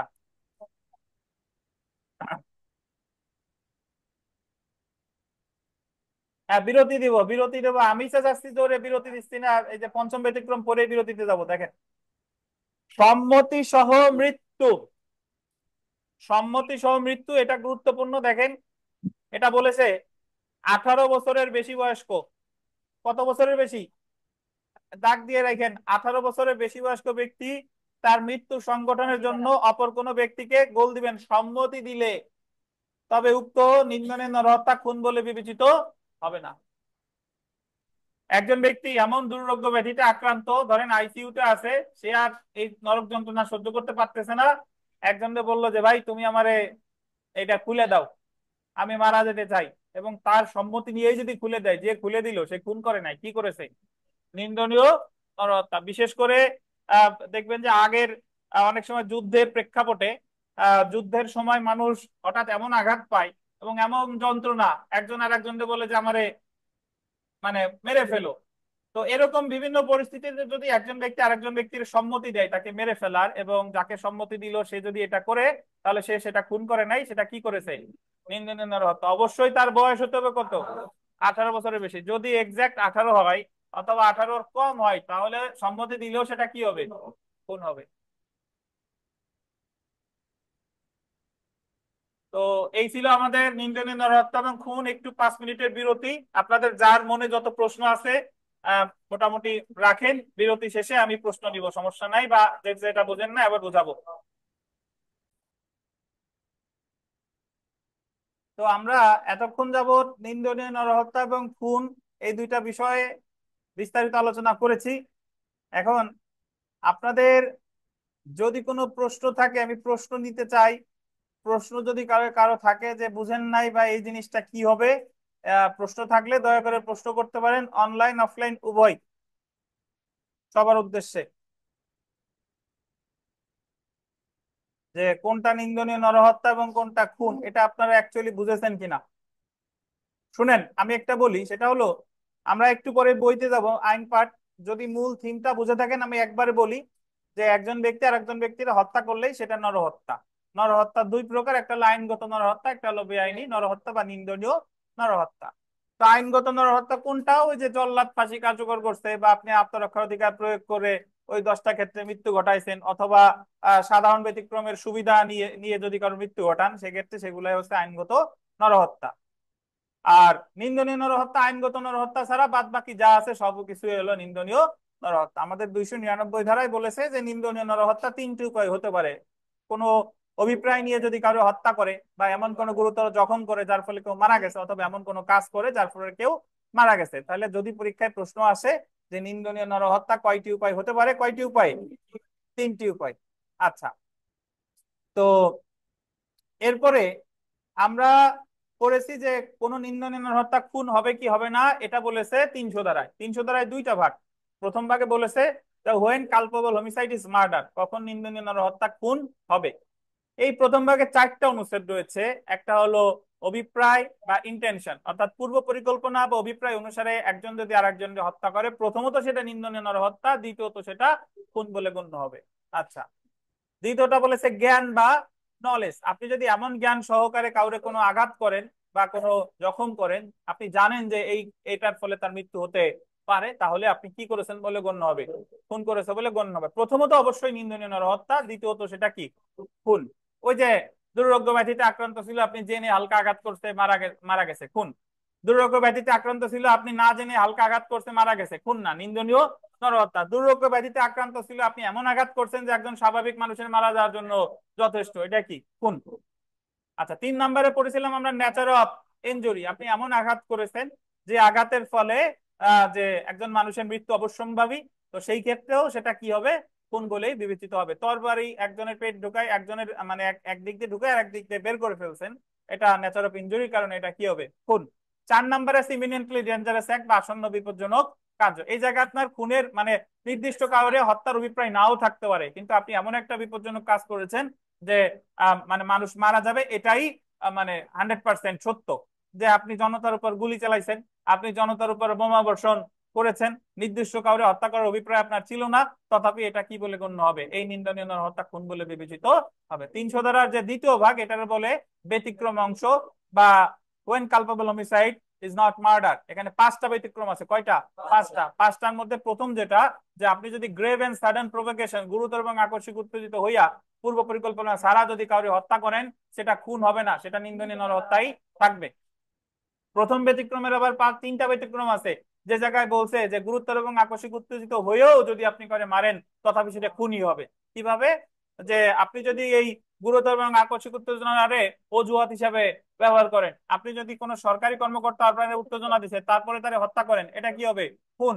আপনি এমন একজনের কাছ থেকে উত্তেজনা পেয়েছেন, সে উত্তেজনাটা দিয়েছে বৈধ আত্মরক্ষার অধিকার প্রয়োগকালে, তবু এটা কি হবে? খুন হবে।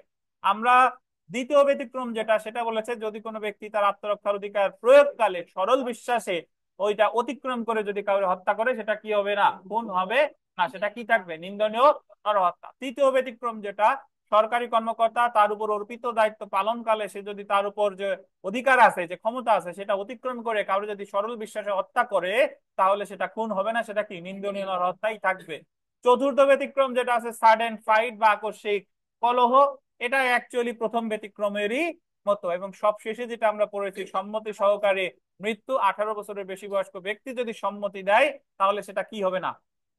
সেটা খুন হবে না, সেটা নিন্দনীয় নরহত্যাই থাকবে। তো এই যে যে আমরা নিন্দনীয় নরহত্যা পড়লাম, এটার সংজ্ঞা দিয়েছে 299 ধারায়, শাস্তি হলো 304 ধারায়। অপরদিকে এই যে যে আমরা খুনের সংজ্ঞা দিয়েছে 300 ধারায়, আর শাস্তি দিয়েছে 302 ধারায়। এখন আমরা একটু সরাসরি আইন পাঠে চলে যাই। এই এক পেজ সমান সমান আইন পাঠের বেশ কয়েক পেজ। তো আমরা একটু দ্রুত পড়ে ফেলি, এবং আমি আপনাদের একটু বলে রাখি, আজকে আপনাদের 100 মার্কের পরীক্ষা না, 50 মার্ক। নেক্সট দিন, ঈদের পরের দিন আবার 50 মার্কের পরীক্ষা। চার্জ আজকে যে পরীক্ষাটা, সেটা হলো আপনার চার্জের আগ পর্যন্ত, মানে চার্জের আগ পর্যন্ত। ঠিক আছে? আচ্ছা, এটা আগে আগে বলি নাই, কারণ আগে আগে বললে আপনারা পড়তেন না। জি, দেখেন।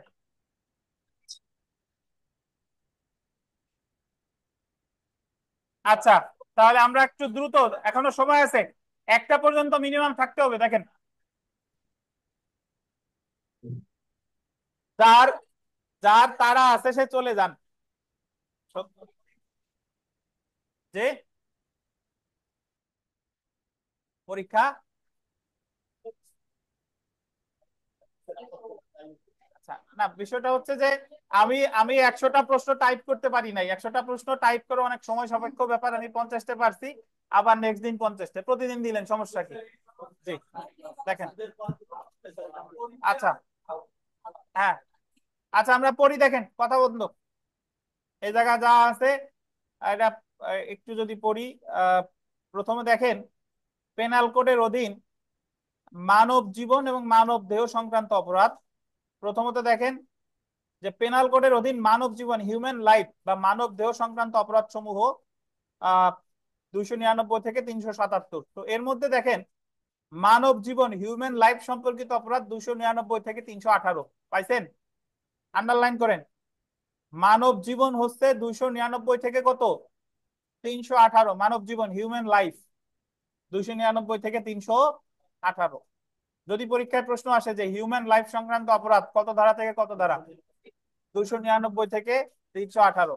মানব দেহ, হিউম্যান বডি, আপনি একটা জিনিস মনে রাখবেন, মানব জীবন মানে হলো যে সে মারা যায়, আর মানব দেহ মানে হলো তার কোনো দেহের ক্ষয়ক্ষতি হয়, মারা যাওয়ার কথা বলে নাই। 319 থেকে কত? 377। তো এরপরে আমরা ওই যে নরহত্যা টরহত্যা যা আছে এগুলার বিস্তারিত যাচ্ছি না, সরাসরি উদাহরণে চলে আসি। দেখেন উদাহরণ, বিগত বছরের প্রশ্ন। 1 নাম্বার প্রশ্নটা দেখেন যে দ্য পেনাল কোডের কোন ধারায় অপরাধমূলক নরহত্যা বা কালপেবল হোমিসাইডের সংজ্ঞা দেওয়া হয়েছে? কত ধারায় বলেন? 299 ধারায়। এখানে সেলফ প্র্যাকটিসের ওই 2 নাম্বার প্রশ্নটা দেখেন। 2 নাম্বার, আরিফ জানে জামান একটি ঝোপের আড়ালে আছে, বিথিকা তা জানে না। আরিফ জামানের মৃত্যু ঘটানোর উদ্দেশ্যে এই ঘটনায় জামানের মৃত্যু ঘটানোর আশঙ্কা আছে জেনে বিথিকাকে উক্ত ঝোপের প্রতি গুলি ছোড়ার জন্য প্ররোচিত করে। বিথিকা গুলি ছোড়েও জামানকে হত্যা করে। এই ক্ষেত্রে আরিফ এবং বিথিকার অপরাধ কি? বলেন তো, বিথিকার কোনো অপরাধ হয়েছে কিনা? সে তো আসলে জানতো না, কিন্তু আরিফ এই জায়গা কি করেছে? নিন্দনীয় নরহত্যা করেছে। এখন আপনি বলতে পারেন যে স্যার হত্যা খুন হয়েছে কিনা? খুন হয়েছে কিনা সেটা হলো পরের বিষয়, কিন্তু নিন্দনীয় নরহত্যা কি? তো এই জায়গায় ক খ গ ঘ কোনো অপশনে দেখেন খুনের কোনো অপশন নাই। তো এই জায়গায় নিন্দনীয় নরহত্যা হয়েছে, এটা কনফার্ম। খুন হয়েছে কিনা সেটা হলো আমরা 300 ধারার সাথে এই ঘটনাটাকে কি মিলাবো, যদি মিলে যায় তাহলে খুন, না হলে খুন না। এখন আপনি যদি বলেন যে স্যার এটাকে খুন হতে পারে কিনা, হ্যাঁ পারে, যেহেতু আরিফ এটা পূর্ব পরিকল্পনা অনুসারেই কাজটা করছে। তো এক্ষেত্রে ওই যদি অপশন থাকতো তাহলে আরিফ ডেফিনেটলি এই জায়গা কি করেছে, মানে ভাষাটা এইভাবে হওয়া উচিত যে নিন্দনীয় নরহত্যা, এক্ষেত্রে আরিফ যে কাজটা করছে ওই নিন্দনীয় নরহত্যা খুন বলে গণ্য হবে, এবং বিথিকা কোনো অপরাধ কি বলেন করে না। কিন্তু আমরা অনেকে ভাবি যে 299 ধারার উদাহরণ মানে আজীবন নিন্দনীয় নরহত্যা, এটা খুন হওয়ার কোনো সম্ভাবনা নাই। এই ধারণা থেকে আপনাদের বেরিয়ে আসতে হবে, কারণ সকল খুনই সর্বপ্রথম কি থাকে, নিন্দনীয় নরহত্যা, তারপরেই না সেটা আবার খুন কখনো হয় কখনো হয় না। 3 নম্বর দুটো প্রশ্নটা আবার দেখেন কেটে কেটে আসছে স্যার। যে স্যার শব্দটা আগের মতো একটু মাঝে মধ্যে আবার কেটে কেটে আসতেছে। আচ্ছা ওয়েট, ক্লিয়ার তো আমাদের, আমার এখানে ক্লিয়ার স্যার। তাই অপেক্ষা করেন একটু, দাঁড়ান অন্য একটা কানেক্ট করি।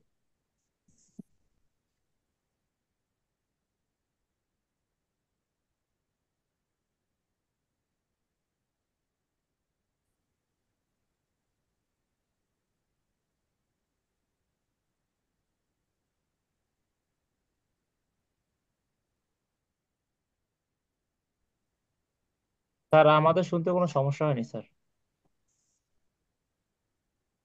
তো একজনও যদি ভালোভাবে শুনেন তাহলে সমস্যাটা কিন্তু আমার না, জি স্যার। যারা শুনেন না তাদের। তাও হইতে পারে স্যার। স্যার ওকে তার মানে কি ক্লিয়ার আছে? ক্লিয়ার আছে স্যার। হ্যাঁ, এর কথা শোনা গেছে। ক্লিয়ার আছে স্যার। 3 নম্বর আচ্ছা উদাহরণ। আমরা 2 নম্বর প্রশ্নটা দেখি, এই কথা বলেন না, আমরা প্রায় শেষ পর্যায়ে আছি। 2 নম্বর প্রশ্নটা দেখি, দেখেন যে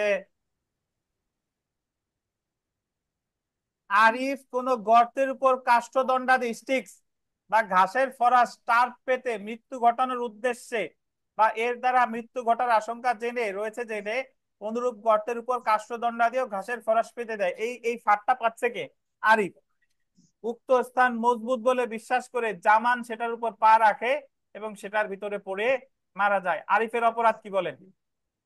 নিন্দনীয় আমার মতে নরহত্যা। স্যার এখন আপনি যদি বলেন যে স্যার এটা কি খুন হয় কিনা, আচ্ছা আমি একটু বলি শুনেন।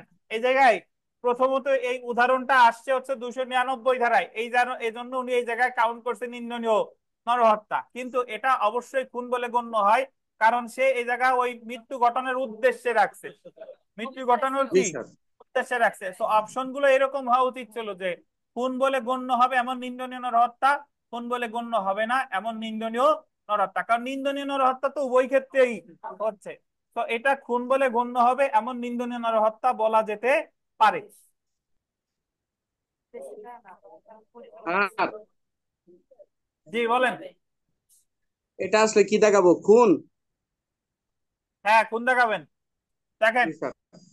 6 নম্বর প্রশ্ন দেখেন, 6 নম্বর, মাতৃগর্ভস্থ শিশুর মৃত্যু ঘটানো নিন্দনীয় নরহত্যা বলে বিবেচিত হতে পারে যদি, এটা আন্ডারলাইন করেন, শিশুটির কোনো অংশ প্রসূত হয়ে থাকে। ভিভিআই, মাতৃগর্ভস্থ শিশুর মৃত্যু ঘটানো নিন্দনীয় নরহত্যা হতে পারে যদি শিশুটির কোনো অংশ কি প্রসূত হয়ে থাকে। মাতৃগর্ভস্থ শিশুর মৃত্যু ঘটানো নিন্দনীয় নরহত্যা বলে বিবেচিত হতে পারে যদি শিশুটির কোনো অংশ প্রসূত হয়ে থাকে। এই ক্ষেত্রে শিশুটি শ্বাস প্রশ্বাস গ্রহণ করেছে কি করেনি, সম্পূর্ণরূপে জন্মগ্রহণ করেছে কি করেনি তা বিবেচ্য বিষয় না। অর্থাৎ শিশুটি শ্বাস প্রশ্বাস গ্রহণ না করলেও বা সম্পূর্ণরূপে জন্মগ্রহণ না করলেও মাতৃগর্ভস্থ শিশুর মৃত্যু ঘটানো নিন্দনীয় নরহত্যা বলে বিবেচিত হতে পারে যদি শিশুটির কোনো অংশ কি থাকে, প্রসূত হয়ে থাকে। বিবিআই মনে রাখেন। এরপরে এখানে যে প্রশ্ন টশ্ন আছে এগুলা কিছুতেই আমি যাচ্ছি না, সেলফ প্র্যাকটিসে চলে আসেন। দেখেন যে আরিফ জেডকে হত্যা করার অভিপ্রায় তাকে গুলি করে, হত্যা করার অভিপ্রায় গুলি করছে, কি হবে বলেন তো? এই জায়গার অপশন গুলা সবচেয়ে পারফেক্ট। দেখেন খুন বলে গণ্য নিন্দনীয় নরহত্যা, খুন বলে গণ্য নয় এমন নিন্দনীয় নরহত্যা কোনটা? খুন বলে গণ্য বস, এমন নিন্দনীয় নরহত্যা, কারণ তার কি ছিল, অভিপ্রায় ছিল। আচ্ছা এরপরে চলে আসেন এই পেজে, পরে পরে পরে সেলফ প্র্যাকটিস, এর পরের সেলফ প্র্যাকটিসে চলে আসেন।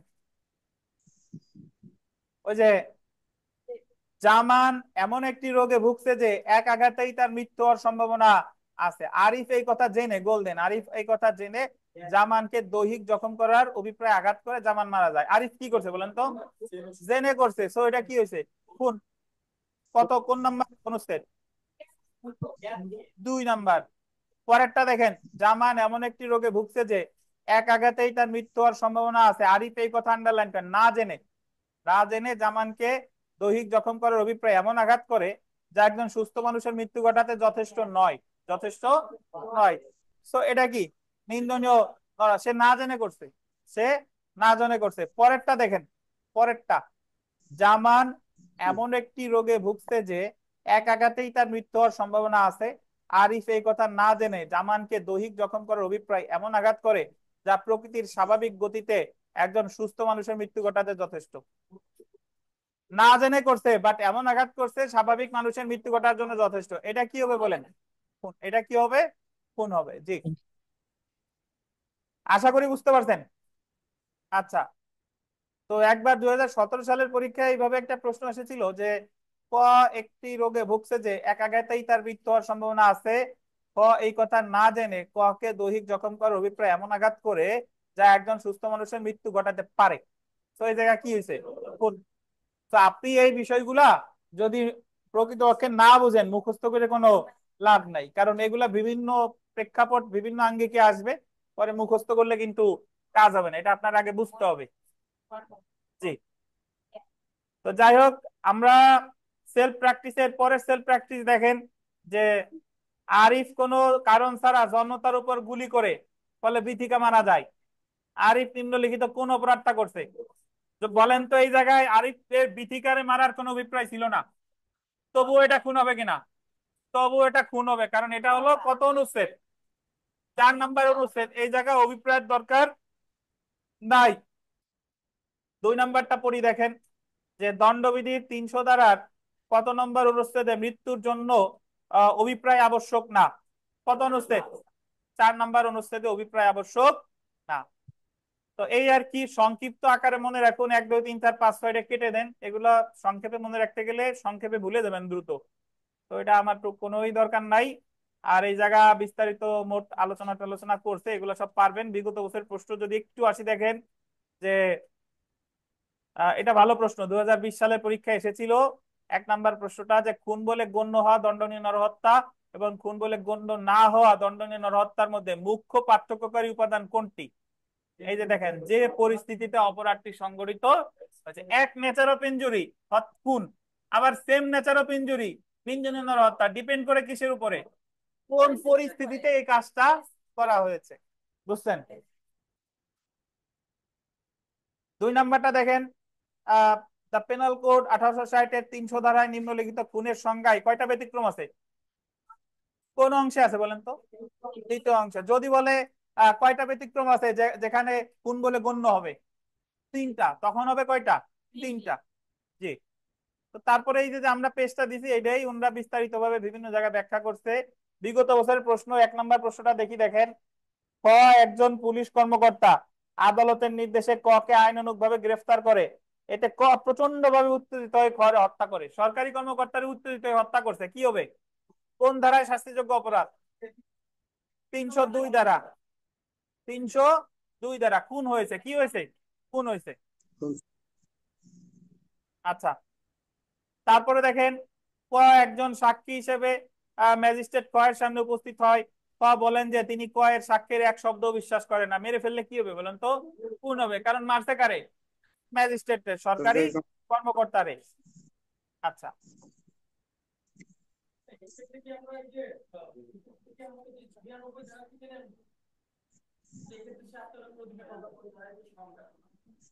নিরানব্বই ধারার কি আনবেন?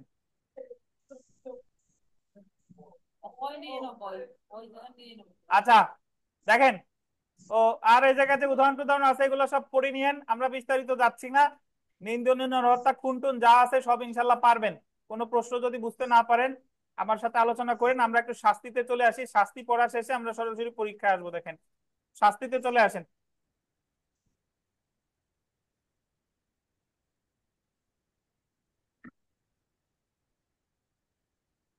দেখেন, খুনের শাস্তি আছে 302 ধারায়। নির্ধারিত শাস্তি, খুনের শাস্তি হলো মৃত্যুদণ্ড বা যাবজ্জীবন কারাদণ্ড এবং সেই সাথে কি অর্থদণ্ড। মৃত্যুদণ্ড অথবা যাবজ্জীবন কারাদণ্ড এবং সেই সাথে অর্থদণ্ড। তাহলে সর্বোচ্চ শাস্তি কি? মৃত্যুদণ্ড, সর্বনিম্ন হচ্ছে যাবজ্জীবন কারাদণ্ড। 303 ধারাটা দেখেন। 303 ধারায় বলতেছে যে যাবজ্জীবন দণ্ডে দণ্ডিত ব্যক্তি কর্তৃক খুনের শাস্তি।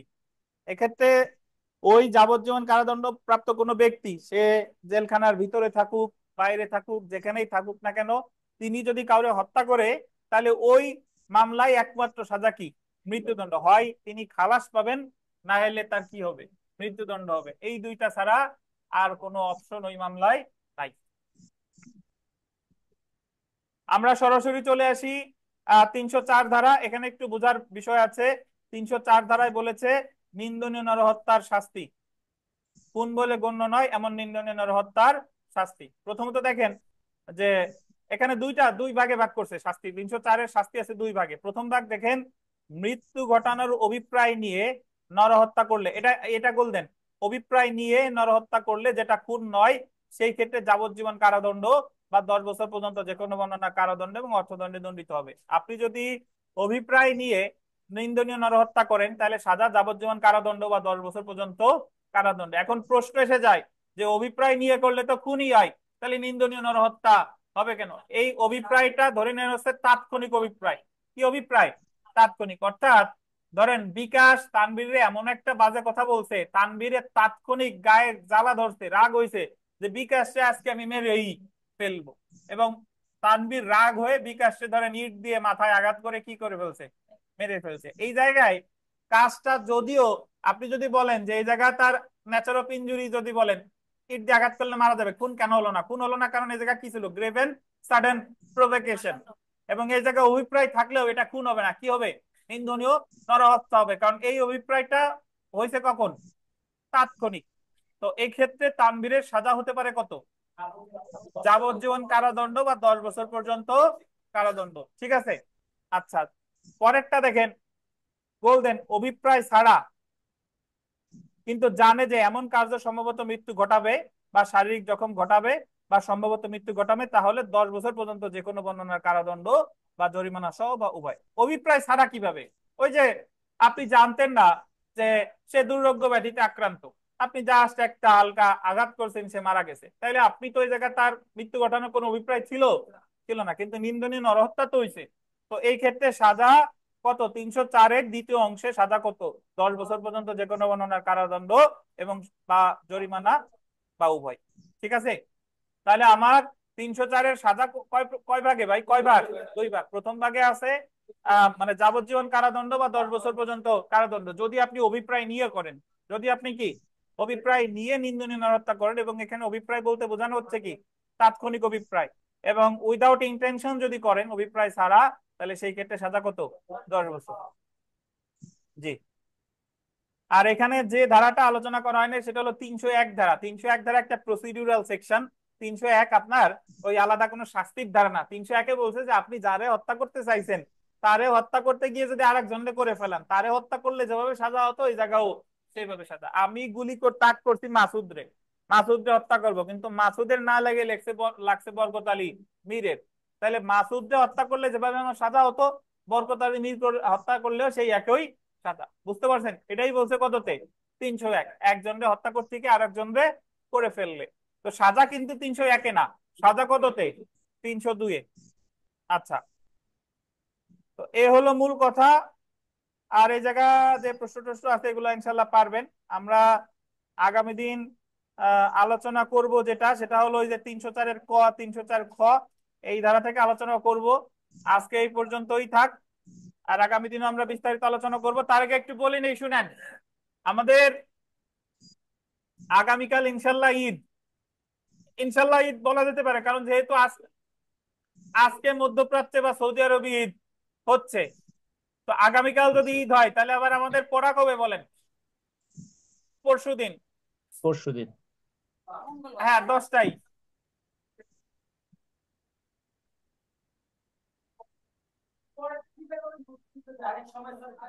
শুনেন, নানা জনের নানা মত।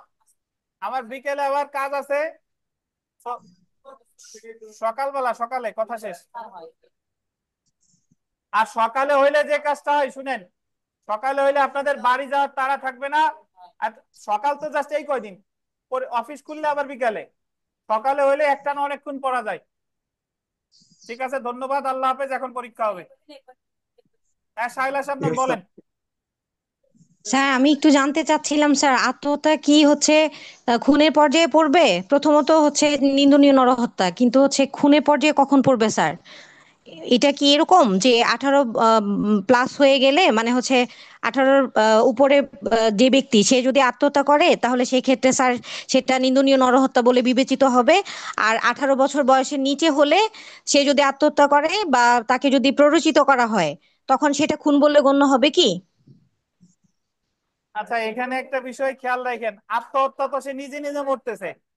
আর আত্মহত্যার প্ররোচনার সাজা সামনে 305-এ আছে, 306-এ আছে। 18 বছরের কম বয়স্ক কাউরে প্ররোচনা করলে তখন সাজা মৃত্যুদণ্ড। আর 18 বছরের বেশি কাউরে প্ররোচনা করলে 306।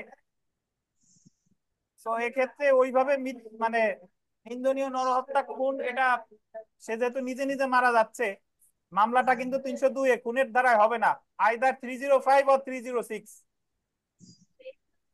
জি sir, thank you sir. Sir আরেকটা কথা ছিল স্যার, ওই যে ব্যতিক্রমে 1 নাম্বার যেটা পড়লাম, grave and sudden provocation sir. তো এই ক্ষেত্রে দেখা গেছে যে আমি কাউকে আকস্মিকভাবে উত্তেজনা দিলাম, সে উত্তেজিত হয়ে যদি আমাকে মেরে ফেলে তাহলে স্যার সেক্ষেত্রে সেটা কি মানে নিন্দনীয় নরহত্যা প্রথমে হইতেছে, হ্যাঁ? তো স্যার এটা হচ্ছে যদি এরকম হয় যে সে আমাকে মারলো না স্যার, কিন্তু হচ্ছে বাসায় গিয়ে আমার 10 বছরের একটা বাচ্চা আছে যে হচ্ছে সাবালক না, কিন্তু তাকে হত্যা করে ফেলছে স্যার, তখন কি সেটা প্রথমে তো নিন্দনীয় খুন, নরহত্যা এটা এবং এটা পরে খুন হবে? নিন্দনীয় খুন, জি। এই ধরনের উদাহরণ বইতে আছে, আমরা পড়ি নাই সময়ের অভাবে। যদি আপনাকে রাগ হয়ে মারে সেটা নিন্দনীয় নরহত্যা, কিন্তু আপনাকে না মেরে আপনার বাচ্চা, ভাই বা যে কাউরে মারে, ছোট কাউরে, তখন তো সেটা পরিকল্পনা অনুযায়ী করতেছে, তখন সেটা খুন হবে। জি স্যার, প্ল্যান, জি জি জি স্যার, এটা ক্লিয়ার হওয়ার জন্য থ্যাংক ইউ স্যার। জি। ঠিক আছে, ভালো থাকেন, আল্লাহ হাফেজ। আমরা সরাসরি পরীক্ষায় চলে যাই। সবাই ভালো থাকেন, আল্লাহ হাফেজ, আসসালামু আলাইকুম। আসসালামু আলাইকুম।